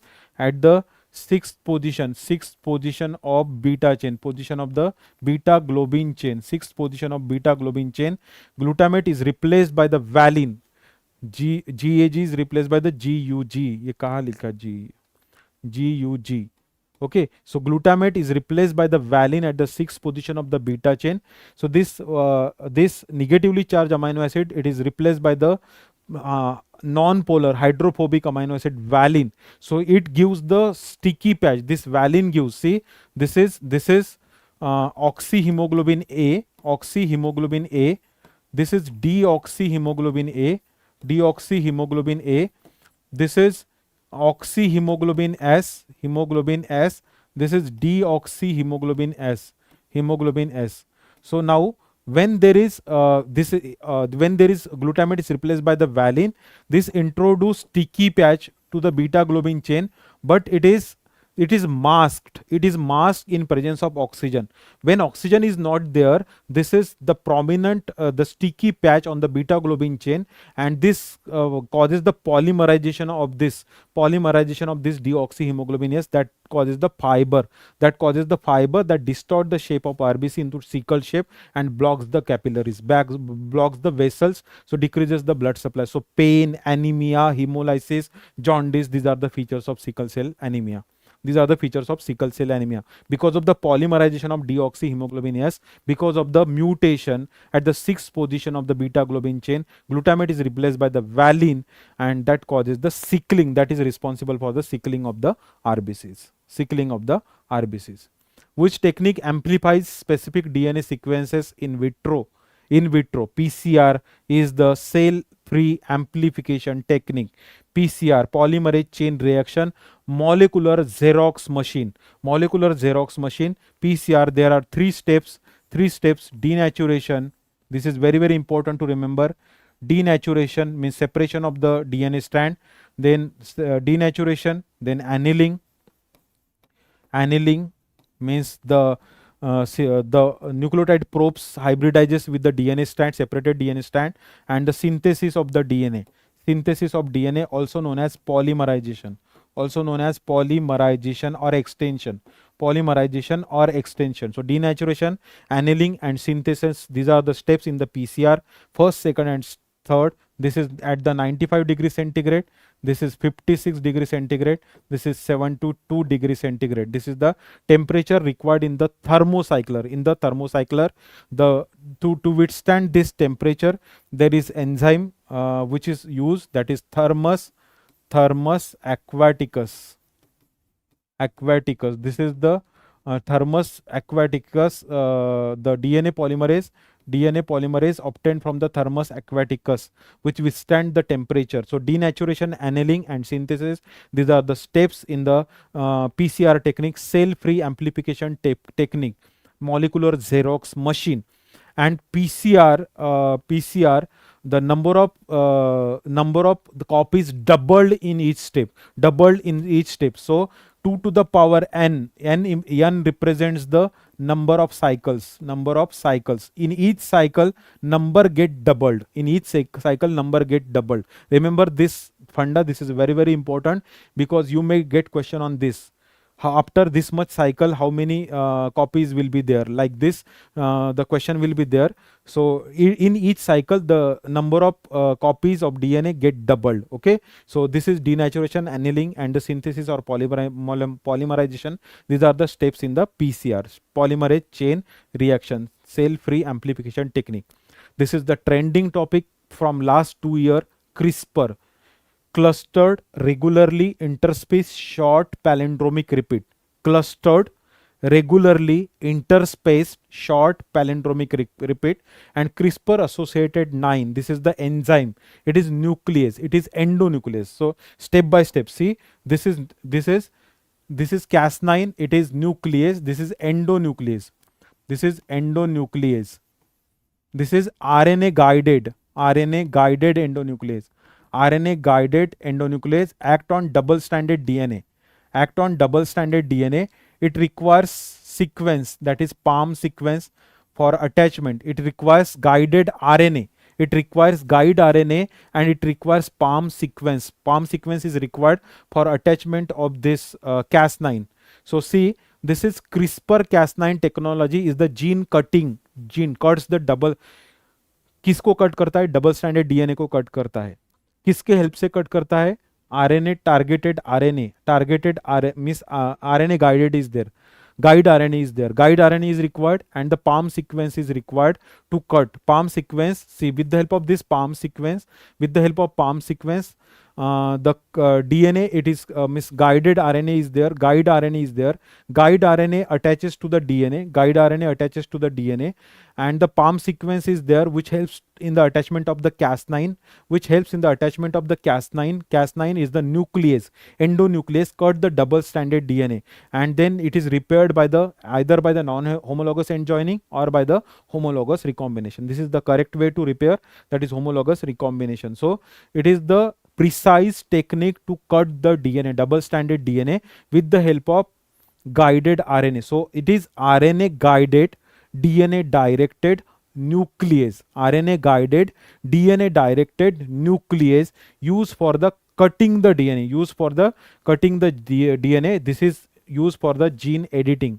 It is used for the gene editing, gene manipulation, gene editing. So remember the last the INI-CT, there was this something like this image. The palm was there, The guide RNA was there, and identify the technique. So it is CRISPR-Cas9 technology, gene editing technology. So it is nuclease. A 4-month-old infant present with severe hypotonia, cardiomegaly, and microglossia. Tongue enlargement, heart enlargement is there.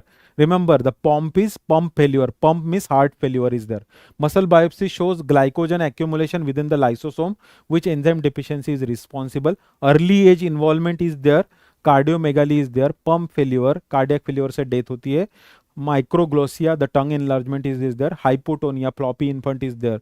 So life expectancy is up to the 18 months. So the enzyme deficient is the lysosomal acid maltase. Lysosomal acid maltase, that is Pompey's disease. This disease is known as Pompey's disease. This is pump failure. Pompey's disease.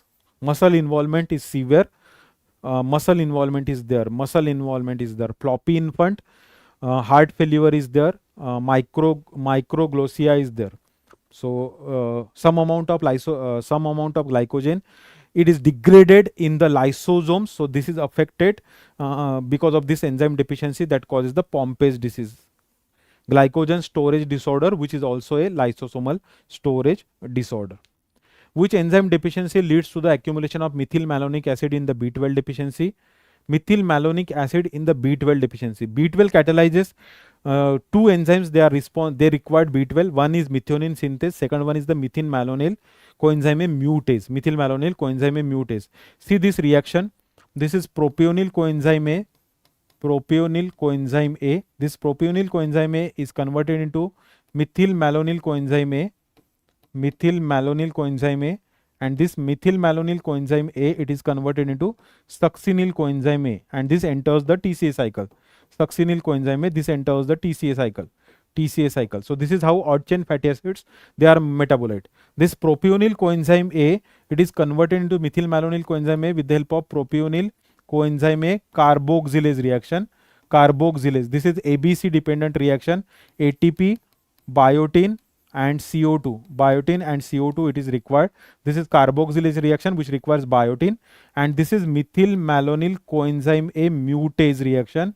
Mutase reaction which requires B12. If there is B12 deficiency, this methylmalonic acid level increases. That damages the myelin sheath. And this methylmalonic acidemia is responsible for the degeneration of spinal cord. Generation of spinal cord. Also, the B12 deficiency also causes the folate deficiency. By the folate trap affect the methionine synthase enzyme.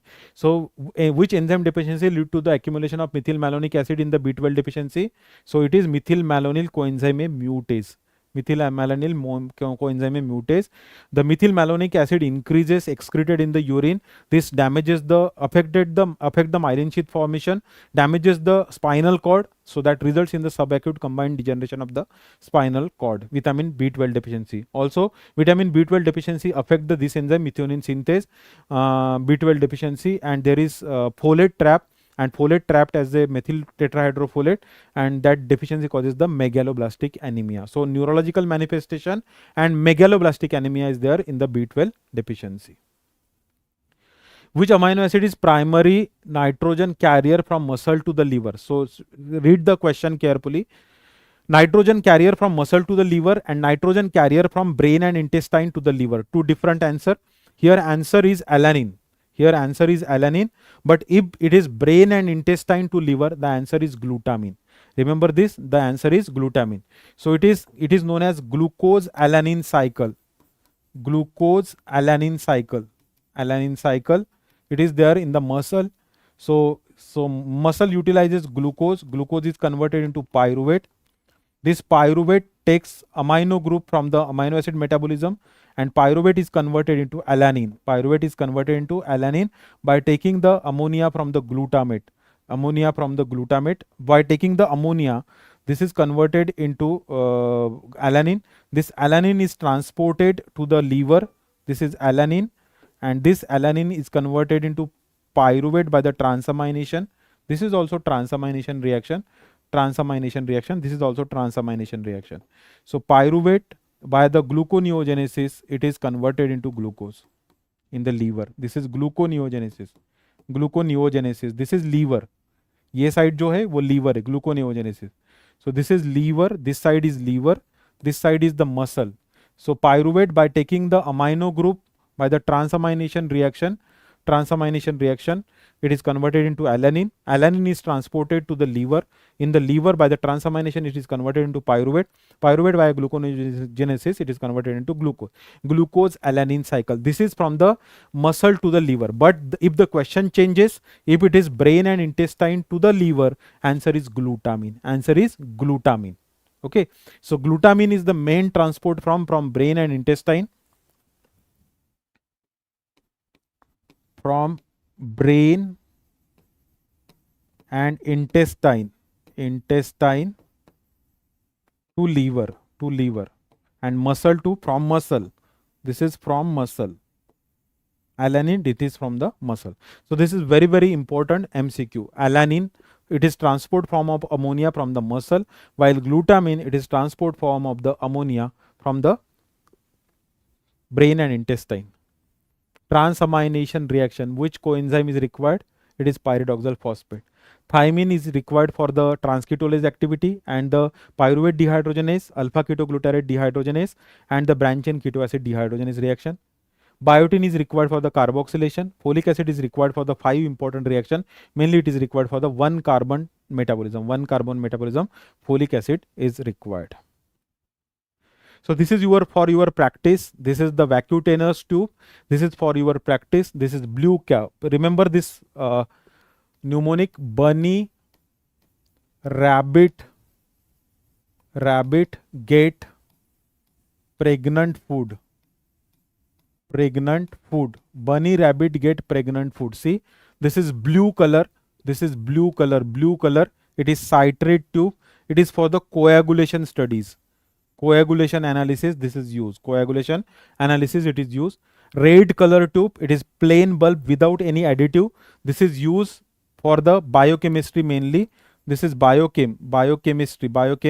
It is mainly biochemical analysis, mainly LFT, KFT, thyroid function test, renal function test, liver function test, maximum parameters, electrolytes, they are done on this red and the yellow tube. These are plain tube without any additive. This may be with the clot activator gel is there. So red and yellow, they are for the common purpose serum analysis, serum parameter analysis, mainly biochemical analysis. Green is for the ABG analysis, arterial blood gas analysis. It contain heparin. Green tube, it contain heparin. EDTA tube is mainly for the CBC. Pathology, it is mainly for the CBC. And biochemistry, this EDTA tube, it is used for HbA1c. HbA1c is glycated hemoglobin estimation by the preferred method. The gold method is the HPLC based, that is ion exchange chromatography. HPLC, ion exchange chromatography, is the gold standard method for the HbA1c estimation. Average blood glucose level for preceding 12 weeks. Remember, average glucose level, for past 8 to 12 weeks. past 8 to 12 weeks. Glycated haemoglobin, purple colour के cap में, ये वाले tube में HbA1c के लिए sample लेते हैं. The gold standard method is the ion exchange chromatography, HPLC based technique. Fluoride bulb, this fluoride bulb, it is a gray tube, fluoride bulb, sodium fluoride, potassium oxalate in the ratio of 1:3. Fluoride ion, fluoride inhibit the enolase and block the glycolysis, maintain the glucose level in the collected sample. So this is order of draw. The blood sample, after collecting the blood sample, it should be first in the blood, first in the blood culture tube, followed by this citrate tube, then red or yellow, then green, then purple, and then the last is the fluoride. So these are the vacuotenous, very important, very important. Just remember, red, yellow and green, these tubes are used for electrolyte estimation. It is along with the ABG electrolyte analysis, green can be used, but preferably in our setup, in maximum scenario, the electrolytes, they are measured in the red or yellow tube. If it is along with the ABG, it is measured in the green heparinized tube. Immediate biochemistry parameter for the heparin. Heparin bulb is used. Okay, fluoride for the glucose estimation. It is for the glucose estimation. And HbA1c, it is the purple tube HbA1c estimation. The preferred method, remember the preferred method, the ion exchange chromatography. The ion exchange chromatography, the HPLC based technique. These are the amino acid derivatives. Tyrosine will give you dopamine, norepinephrine, epinephrine, thyroid hormone, melanin. Tryptophan will give you NAD, NADP, melatonin, serotonin, excreted in the urine as hydroxyindole acetic acid. The cysteine will give you coenzyme A, taurine, pyruvate, glucose, glutathione, glucose and glutathione. So these are the amino acids with their derivatives, So this is all about the important question discussion for the upcoming for FMG examination. Do practice the important PYQs, read PYDs, and focus on the commonly asked topic. Forget about the bouncers. Just do the basic things. Stick to the basic things. And revise the topic. So this is the key to success. Revise the topic. And best of luck for your FMG examination. So this is all for today. Thank you very much, all of you. Keep watching.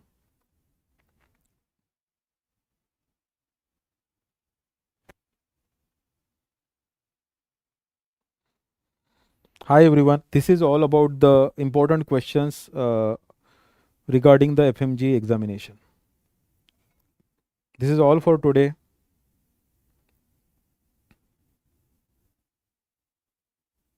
Thank you very much, all of you, for the patient listening. Keep rocking. Thank you.